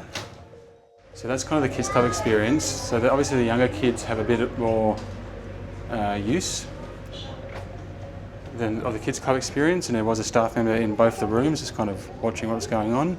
But yeah, it's not really set up for that, and there's a lot to do on this ship, but they probably could do more just for the kids. Like even like the things like the face Venetian mask painting thing. I don't think they were expecting kids to really be into it, but obviously the kids were more into it than the adults. So it was really kind of set up as an adulty style thing, and then there was not enough space for it. Also, I just wanted to also note that while they do have some organised sports out here, like soccer and so forth, that you're not allowed to play on any of the sports courts during eating hours, so lunch, breakfast, dinner, because it's directly above the buffet and people don't want to hear all the bouncing and that while they're down there. So this is just something else to note as well. Alright, so there's that basketball court. Now you're probably not going to be able to hear a word that I say in this wind, but I'll do my best. Come down here, you see there's a lot of sun lounges at the top here, but it doesn't get much use because it's so exposed to the sun. Maybe at different times of the year it's better. It's also not, you don't get the soft cushions on these sun lounges, but you obviously do get a lot of space to yourself. And that's down there into the pool that we were at before, which is now really quiet. This would have been a much better time to go through it. And you can see all the action there, and I'll just take you up to those last little two sections at the back here. So as you can see, it's quite a choppy day today, so a little bit unfortunate. There's been no daytime experiences here where we've been in port or racing around and doing bits and pieces. This was kind of my opportunity to do the tour in detail. I do apologise that it's not optimal conditions, but I'm sure you're getting a good idea. Now up here is Ray's Suites relaxing area. So I guess it's at the very top. Now this is supposed to be a suite only area. There's no one policing it, and to be honest, I don't think people from the suites care, because there's some comfy lounges up here, a few cabanas and everything, but it's so exposed that most of the days I've been up here, it's just been too hot to be up here, especially with the fake grass, which just amplifies the heat even more. So it's good at dusk. It's good early in the morning. You can come up here, have a nice big comfy sun loungers, really thick padding, the bean bags. It's like, it's nice, but it's just so exposed. What they really needed was a hot tub up here. That would have made it a much more of a destination, I think, for most of the suite guests, to get out of that kind of chaos of the hot tub downstairs with all the kids and the policeman stopping you from overcrowding it. Maybe they could even have one that bubbles up here. Have a look at this cool door. It's like a arrowed glass door. Open please, Mr. Door. It does actually struggle to know where you are. Let me in. There we go. Alright, we're out of the wind. Hallelujah. Now I do have one really nice place up here I wanted to show you, which is the Horizons Disco Lounge. This is really nice. They had a sail away party up here for the suite guests, with champagne and no canapes though. They probably should have had some canapes of that. Last night the Venetian Mask experience was up here. They got DJs playing up here at night. Really, really lovely spot. But as you can see, nothing going on during the day, even at sea. So it's kind of good if you want to have somewhere to come up and be nice and quiet and on your own, but you're literally on your own. But when it's pumping, and it's really, really nice. There's some food set up here. There is a party going on in here tonight, for example, but you get this really nice outlook. It's beautifully air conditioned, looking right out off the front of the ship. It's probably my favourite bar actually on the entire cruise ship, but yeah, I've only really used it a couple of times, especially when coming in and out of port, so you can kind of sit here and watch it all unfold. But that's the Horizons Bar. Whew. Okay, so there's a full ship tour. I don't know if you're as exhausted as I am after all of that, but it's not over yet. It's time to talk a little bit about the excursions experience, and also take you through the rooms that I've stayed in and give you my review thoughts on that to complete the Celestyal Journey. All right, let's get into that. So my room is up on level 9. I'm on 9203. Now I'm going to give you a neutral review based specifically on the experience of the room, what the room's like, the design, everything like that.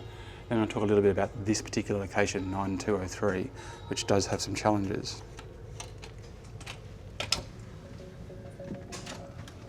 So if you're familiar with cruise ship design, you probably already can see that it's got a very similar layout to what you'd expect from most staterooms. So we'll start at this end here. So you've got your entrance, typically narrow entrance with some cupboard space on the sides. This is where you're going to find your hangers, safe, life vests of course. So there's a pretty solid amount of hanging space for 2 people. You can have 3 people in this room. Some of the other rooms allow for 4. I'll show you how that works in a sec actually. So quite a lot of hanging space. And then some shelves down here, which are actually filled with pillows and blankets and spare things that you can obviously remove and stuff around somewhere else, or just put underneath the bed if required. It's a hot tip, by the way. Once you've unpacked your bag, stuff it under the bed and it's out of the way. Okay, here we've got the bathroom entrance. Now it's an okay sized bathroom, I think. I'm pretty happy with the size of it. There's one little gremlin with it that's not going to affect everybody, but in general, Pretty good size. Nice mirror, you've got a bin under there which is a little awkward to get to, but decent sized sink space. We've got a few bits and pieces on the side here. Pump pack for the soap. Towel rack, there's a hanging space in the shower too, which you can see up here. So one of these, for example. Now the shower does have a closing glass door, which I love, so if you have an opportunity to stop water from spraying out in front of the toilet. So I'm really happy they've got that. And now they only have shampoo and shower gel, so there's no conditioner. So you might want to bring your own conditioner. The shower's a decent height, and it's got it's a take-off handle. The pressure isn't amazing, but it's okay. But it's not amazing, and it's pretty easy to work out what you're supposed to do down there as well. Sometimes it can be quite confusing with the tap systems, especially when you're in different cultures. Now the one gremlin I was referring to is with the toilet design. Now, as you can see, it comes out from the wall at an angle, and basically what that means for someone my size is my knee doesn't fit, it hits the glass. So just a little bit awkward if you're, say, 6'1", 6'2" or higher. I think you might find it a little bit awkward, but you know, you're not really spending that much time on the toilet, hopefully. Depends what you eat out in the streets, I guess. All right, into the stateroom proper. Well, sorry, it's not a stateroom, it's a junior dream suite. So there are different categories of suites, and depending on which category you're in, you get different little perks.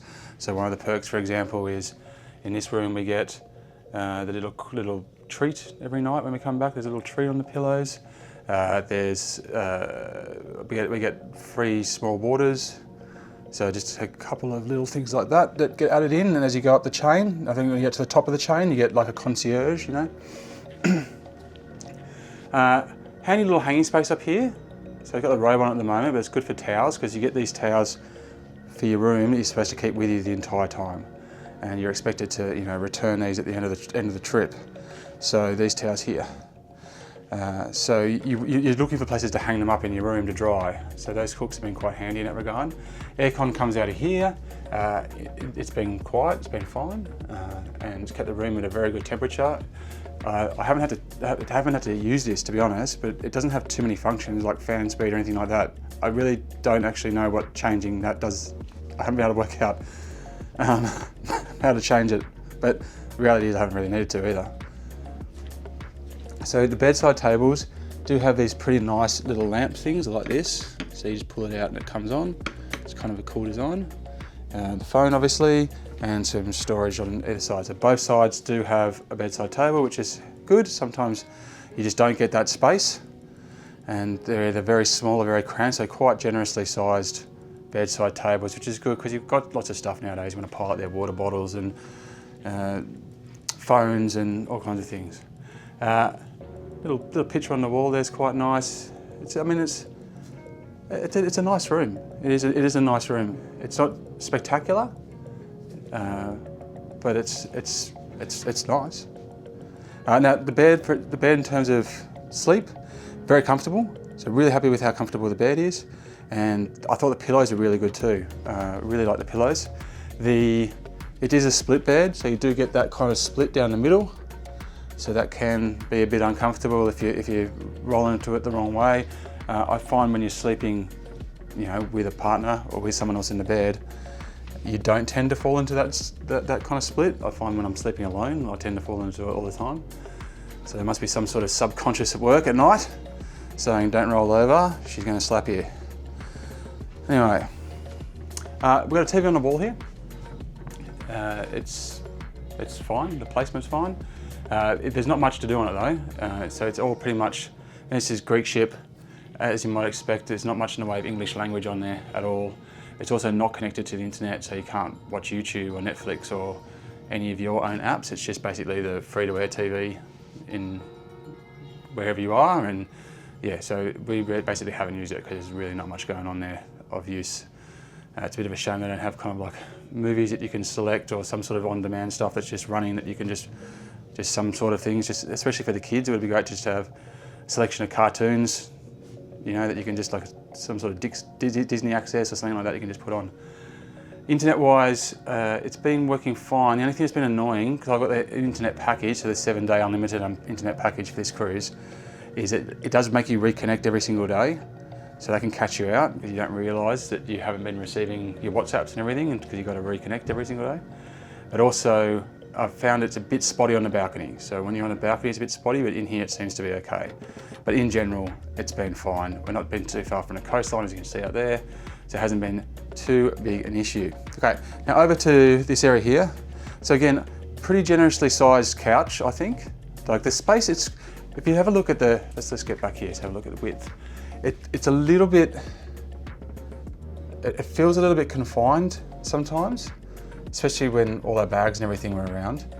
But it's actually pretty good. I think it does feel a little more suite-y, I guess you could say, than stateroomy. You know, it's probably, I'd say, the best part 3 meters wide. The couch is really comfortable. It's a really, really nice, thick couch. It's really quite nice to sit on. And this does become a sofa bed. So you can fold this out. Well, basically, these come off and the mattress goes down and it becomes a sofa bed. Now in some of the rooms, there's like a like a steel frame underneath that comes out, and it can pop up and actually turn this into a double. So you can get 4 people in a room, but this particular room doesn't offer it. I believe. I may be wrong, but that's what I read. We have this room and we have a second room which is identical, except this is a sofa bed because that's where the kids are staying, so that's next door. Now I do like this table design. You might be thinking, oh, it's a bit awkward, it's a bit kind of in the way. And sure, that's true, but it's easy to move. You can just move it wherever you want. But it does provide a high spot for you to kind of sit and work on a laptop or sit and eat on the couch. I found this desk quite low. Again, I'm a tall bloke, I'm 6'4", but I found that quite low to work on. So you've obviously got a workbench there, but I found that a little tough. I found this a lot easier to work on. I was able to move it out onto the balcony as well to do some work. And there's not many other places on this ship where you can actually go and just sit and work. Like most of the lounges and bars and everything like that, they've got really low tables, kind of like the one out in the balcony. So everything's like at knee high. There's no like library to go work at type style thing. Even in the suites have their access to like special VIP suite areas, and even those don't really have anywhere to work. But yeah, so good space over here. Comfy couch. I like the table. I like having it. It's been really handy and usable. And obviously you've got this space here as well, including a full mirror. Good for makeup, I'm assuming. And yes, you can work there. Now over here as well, we've got 2 power points. There's a USB-A port here as well, so you can set up all your charging stuff here, which is absolutely what I've done while I've been here. You got 110s over here for the Americans, I believe. Bit more storage space here. So what you may have noticed is there's no kind of tall boy, so or there's just that basic shelf storing in the wardrobe down there, but you do have a bit more storage here. I mean, they're just empty drawers, right? So you can fill these up with clothes if you want to further unpack, and then just, like I said, just stash your bag underneath the bed there, so it's out of the way if there happens to be a trip. So there are 9 drawers there. Over here we've got the lamp set up, but this is also the fridge. So in here you have a small fridge. When we got here, it was packed to the rafters with minibar items, which we were not going to use, and instead I wanted to put water bottles in there and things like that, keep them cold for our day trips. So I asked them to remove everything from the minibar, and I asked them down at reception, and by the time I got back to the room, it was all empty in both rooms, which is good. All right, now with the door, the one drama I have is that there's no child lock.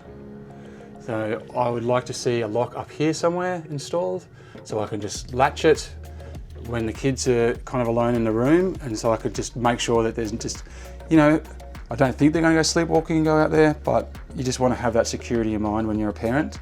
So it is a shame. You can lock it here, but obviously even a toddler can reach that, you know.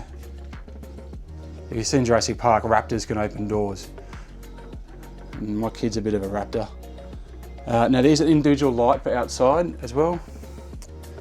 Actually, before we go out the balcony, sorry to tease you, I just want to talk about light bleed.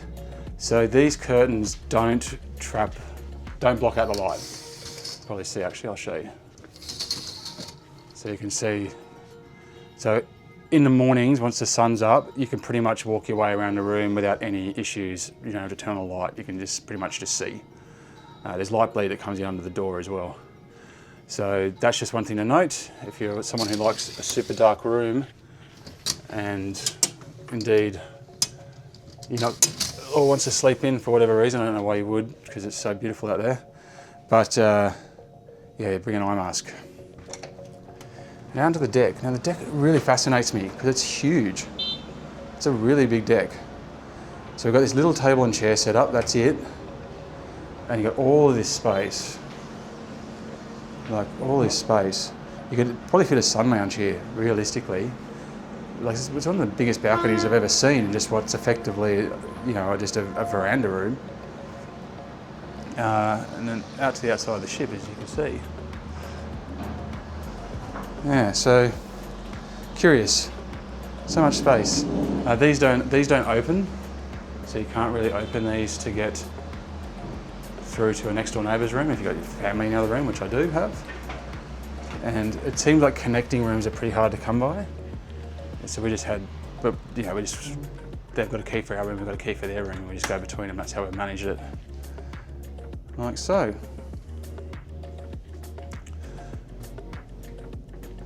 Yeah, so that's a tour of the Junior Dream Suite. Okay, so here we are up on floor 10, and my room is this one, number 10.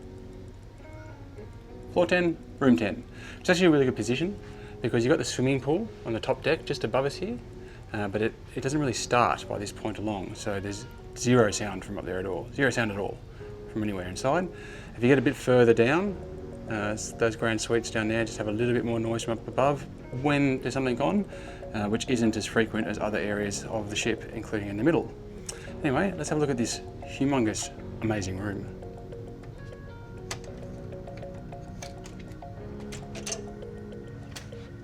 So when I first opened this door and I saw, like, I see nothing but a couch, I immediately knew I was in for a treat. On the entrance, you'll come across this tiny little spot here, which is absolutely awesome. I can't believe how much I've used it, just to drop things down like that, or drinks when you're coming in and out of the room, and coffees and stuff that might be in transition. Just this tiny little spot here, so useful. And as you walk in to the room, it really opens up, and you start to get the scale of the idea of what a grand suite it is. Look at that. So similar kind of visual experience, decor, aesthetic to your standard suites and other rooms here on the ship, Celestyal Journey. I think it's nice. I like the blues. I think it's nice and bright. It doesn't overpower you too much, despite there's a few dark browns around, but overall it's beachy, it's watery, it's nice. I like it. I like the pattern on the carpet. It's pretty soft underfoot as well. Really quite nice. In the grand suite here, you get some lovely artwork. I've actually looked at this for quite a while. It's just nice. I guess it looks like the line perhaps from Piccadilly Circus in London, maybe. Now the couch is quite comfortable. Nice big thick pillows. It's actually the same couch that you'll find in all the suites on Celestyal Journey. I have reviewed the Junior Dream Suite as well, as you can see on the channel. And that does fold out. So you can turn this into a single or a double fold out bed. And it's okay. The mattress isn't amazing, but it's not terrible either. So it's reasonably comfortable, fine for kids. So you can fit 4 in this room happily, easily. Obviously there's stacks of space, as you can see. Now over here, we have a little office desk, which as you can see, we've used a lot. And a little mirror as well, which has a light ring around it at night, which kind of looks very, very cool, but also provides a little bit of makeup spot as well. And a little bit of a charging point. There's only one power point here though, which is potentially a bit of a disappointment considering this is a spot you're most likely to work. So I've ended up putting stuff in other locations, for example, pulling out this light and using this for charging the port here, and you know, that's kind of what we've done, because down here by the beds you get the phone, but there's no charging ports down here either. That's clearly the light, see? Turns on when it comes out, turns off when you push it back in. Same design in the rest of the ship. I love the backdrop here. Reminds me of a wave. Not supposed to be a wave, but that's what it reminds me of. Maybe clouds over the sea as well. TV's off to the side here. We haven't used it. It's predominantly local channels, or it is just local channels. There's not much in the way of English on there. I think maybe some news, but it's not connected to the internet, so you can't watch YouTube or Netflix or anything like that on it, so we haven't used it at all as a result. The internet, just to mention the internet, it's solid.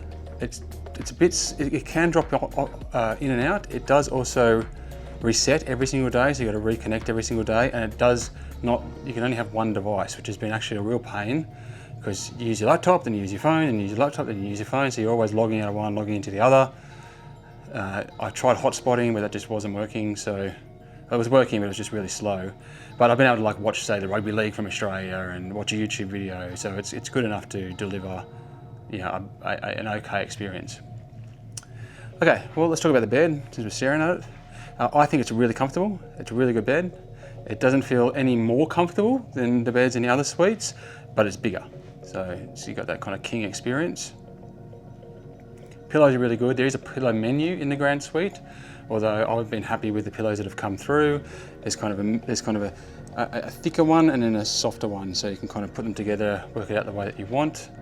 It does have the split down the middle of the bed that you get, you know, which you can understand why that's there. But I haven't, with this bigger bed, but even on the smaller bed in the normal suites, I haven't fallen into the crack on these beds, so that's been good. But overall, very comfy sleep. Now you've got lots and lots of storage over here. As we'll go into in a sec, there's a full walk-in wardrobe anyway. So again, we haven't really used to use any of these, but you've got a lot of storage space here. This is kind of the minibar stuff. Now you will find online references to the minibar being complimentary in the Grand Suites. That is no longer the case. So there's a fridge down here. It has stuff inside, as you can see, but that is not complimentary anymore.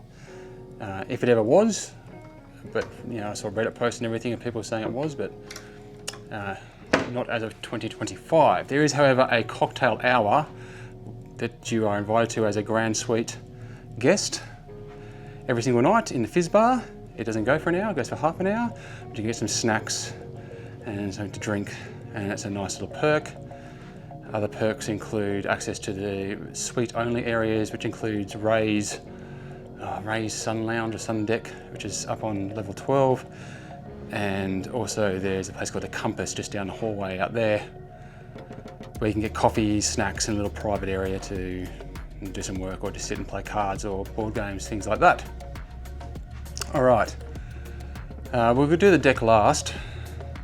So I'll show you through in here, which is the bathroom area and the walk-in wardrobe. As you can see, nice big space. You can't barely believe you're on a cruise ship. It's that much space. And all your hanging up area through here. Life vests, safe, all that kind of stuff is to be found. Spare pillows, there's your safe down there. You've also got robes, as you'd hope. Really nice robes actually. Really, really soft to the touch. Very, very nice. Through here, so you're not going to want for storage space. Whether you're on this particular cruise has a 14-night version and a 7-night version. We're on a 7-night version. 14 nights, you're obviously probably going to have more clothes, more reason to hang things up. Here is the bathroom. Now it's identical in look, feel and finish to everything else I've seen on the ship in the other rooms. It's just bigger.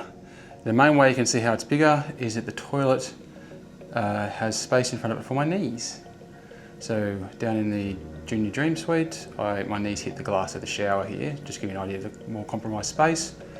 Here, otherwise, you know, everything's a bit bigger, the bench is slightly bigger, I think, but otherwise it's exactly the same kind of finish. And you've got the shower over here.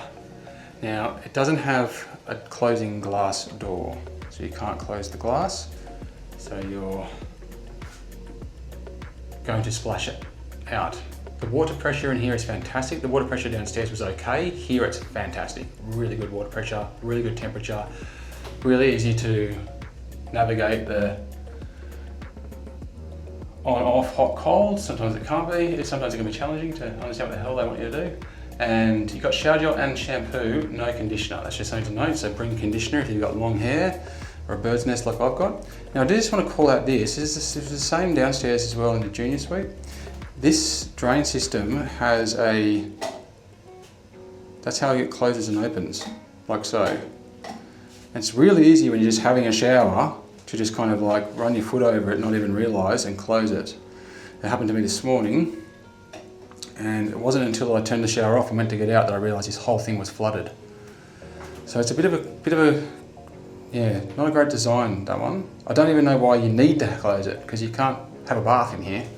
They shouldn't even have a close option.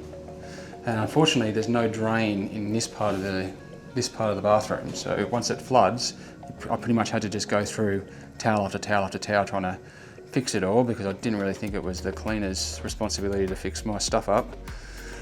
But we went through all the towels. Anyway, that's the bathroom experience. But yeah, as you can see, beautiful space. And let me take you out to the highlight, which is this extraordinary balcony. So you get the table with 3 chairs, which is interesting, but it's a full height table. Now this is really important, because on the Junior Dream Suite, it was just a knee-high table, like a little kind of cheese table type thing.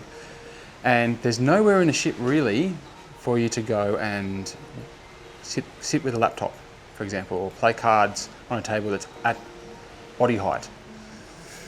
So having this option available to you on your own deck, where you can actually just sit at a normal height and use a laptop at a normal height while you're looking at this spectacular view, I thought it was awesome. This is proper solid too. Like it's a really nice table. It's a really added bonus having it here, I think, and I've used it a lot. I've also used this a lot, which is a super comfy sun lounge with, you know, a double size to it. I've sat out here for hours. It's a real sanctuary, I guess, from some of the chaos that can happen upstairs, especially during the at-sea days when it can get really busy around the pool.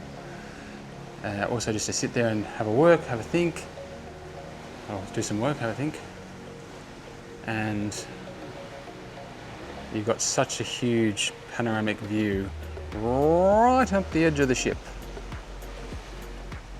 So really great, really, really lovely. Haven't really heard much in the way of noise from anywhere in this particular cabin, so that's also been a huge bonus. In fact, one night I accidentally left the room, this door open for the whole night, which probably wasn't good for the aircon. It was an accident, I didn't mean to do it, but it just stayed open all night and nothing happened. There's no wind came gushing through or anything, because it's also set back out there, and I could hear the waves lapping, and it was really nice. Speaking of which, it's worth mentioning the air conditioning.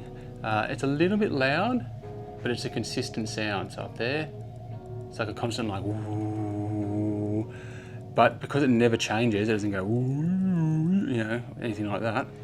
I just basically haven't even noticed it, and I haven't needed to touch this at all. It's been pleasant the entire time. So air conditioning works well, a little bit loud, but not enough to disturb you. You also get, as part of the Grand Suite, your own concierge. You can see here, these guys are fantastic. In fact, these guys are fantastic too. Really, really looked after us. So, staff on Celestyal have been, you know, really, really good throughout the experience. The only thing that's weird is if you want to call the concierge or get in touch with the concierge, it's a really complicated old school system.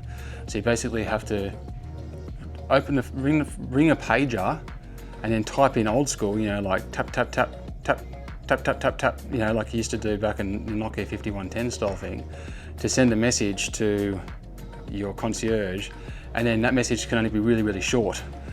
So when I wanted to ask a question, I tried to send him a page saying I just want to ask a question, and it wouldn't let me. So in the end, I had to send the word talk. So that's really old school. That system, I think, needs to change. It would be nice if you could, if you're going to give someone a concierge, why can't I just call the concierge? Or otherwise get in touch with them. But you know, I only need to use them once anyway, so it hasn't been a big issue for us. But I can imagine if you're paying for the grand suite, you might expect a little bit better there. But otherwise, yeah, that is the grand suite on Celestyal Journey. So there you have it, guys. That's an exhaustive ship tour of Celestyal Journey and a breakdown of the experience in terms of, well, everything there is to offer on this ship. Hope it's a lot of help to you, and offer you some insight as to whether it's right for you or not, or giving you a good idea of what to expect if you've already got your ticket and you're looking forward to jumping on board. Like I said, it's been a bit of an interesting experience. There's definitely been some moments, especially at the start of the cruise when I got on, when I was just like really butting heads a lot with the experience. We had noise issues that, you know, the staff worked really hard to fix, so I've got to hand it some credit to them. Like it wasn't their fault. They were just trying to make it as best as possible for me. The kind of crowd control issues around the sun lounges, the buffet, that kind of thing, they could probably do better on. I think they could definitely do a lot better with the excursion side of things. I think that's where they've let down a lot of their customers, and also with the the kind of constant desire to upsell you to something. It's a bit full on. I think that the Celestyal Pay versus the old format, I think that's going to potentially put off a lot of people, especially with returning guests. I don't think the Celestyal Pay option that they're pitching is as much value as what they used to have, and it doesn't seem to be. Yes, you get a few extra dollars if you put in the money, but you know, you're potentially leaving a lot of money on the table as well if you don't need it. Don't spend it going to ports for a long time. Speaking of the ports, I do think this was a little too tight on the port times. Just a couple of turnarounds on some of those days were just too quick, too short. You barely got to see the ports. So again, I think that's something that they could look at. But overall, I think it's a beautiful ship. I really like what they've done for families. I really feel like they've embraced families. I really feel like they've tried to make sure that even on a small ship experience, you're having that big ship experience where you've got these big shows on, you've got all these activities on, you've got the pools, you've got the sports centre, you've got, you know, the big buffets, and the buffets change every single day. I'm definitely not negative on this cruise at all. I think that they've done a great job for the family side of the experience, but by the same time, I do feel like they might be overreaching what their staff numbers are able to achieve, and sometimes and there's been moments where you're just like, the staff, that there's just not enough staff here to deal with this sense of being overwhelmed, and you've got such a clash of cultures on here. Like there's a lot of Australians on board, actually a lot of Australians, surprisingly large number of Australians, but then you have, you know, Italians and Greeks and Russians and French and, you know, all these different cultures on board. So you've got language barriers, you've got cultural barriers, especially in terms of just respect for people's space and order, which is different across cultures. You know, like, you know, the kind of way that people treat the sun lounges, the kind of way people would treat you if you're in a queue waiting for food and the person next to you would just shove past you and just jump in front of you, and like why wouldn't I? It's like they don't even realise they've just, you're sitting there looking at their back going, why did you do that? Like, that was really shit, man. So those kind of things you're kind of got to deal with as well. I don't think there's any way around that. We're in the Mediterranean, but that's kind of part of the experience that you're going to have to either just choose to embrace or avoid by not coming, because I hope you embrace it. You know, I hope that's the direction you take it on. But yeah, it's absolutely been an experience. Yeah, it's really been an experience. I would like to see how the Celestyal experience unfolds in other areas. I know that they're doing a lot of stuff in the Middle East now. There's obviously the islands as well, like the Greek islands tour. There's a few different types of tours. So see how the experience changes up with those, and see how they can make better use of some of the spaces they have on this ship, because there's just places like right now, I'm in the Horizon Lounge, and you know, it's just dead, there's nothing going on. There's, you know, they've had shows in spots where there hasn't been enough places. Like they had the face mask painting thing, and there was 3 times the number of people turned up than they actually had space for. So that kind of, yeah, just a little bit of disorganisation that they just need to just pull in, I think, a little bit, and just, I think that'll make for a better experience overall. It's probably worth stating that we're at the end of August, so at the end of what would be have been a long summer for a lot of the crew here, and maybe they're just a little bit worn down by that. But like I said, there's been staff here that have been so helpful and so generous with their time and their effort, even when I've been a bit irate. So I'm really thankful for that. And I'm just so thankful that the kids have just been a part of this experience. There's been no real pushback from other guests. I haven't seen anyone drunk and disorderly. I haven't seen any arguments or fights between guests. I haven't seen anyone berating someone else's kid for just being a kid. So that kind of family experience, I'm really happy to report, does exist here on the Celestyal Journey. Anyway, that's probably me wafting on way too long, so we're going to call it quits there. I hope that this was of help to you and that you like this kind of content. If you do, please follow me and add some comments, add your thoughts if you've been on Celestyal Journey before below and how your experience was. But overall, we've had a good time. I'm Chris Dead. Thank you very much for watching. That's me getting back on the road.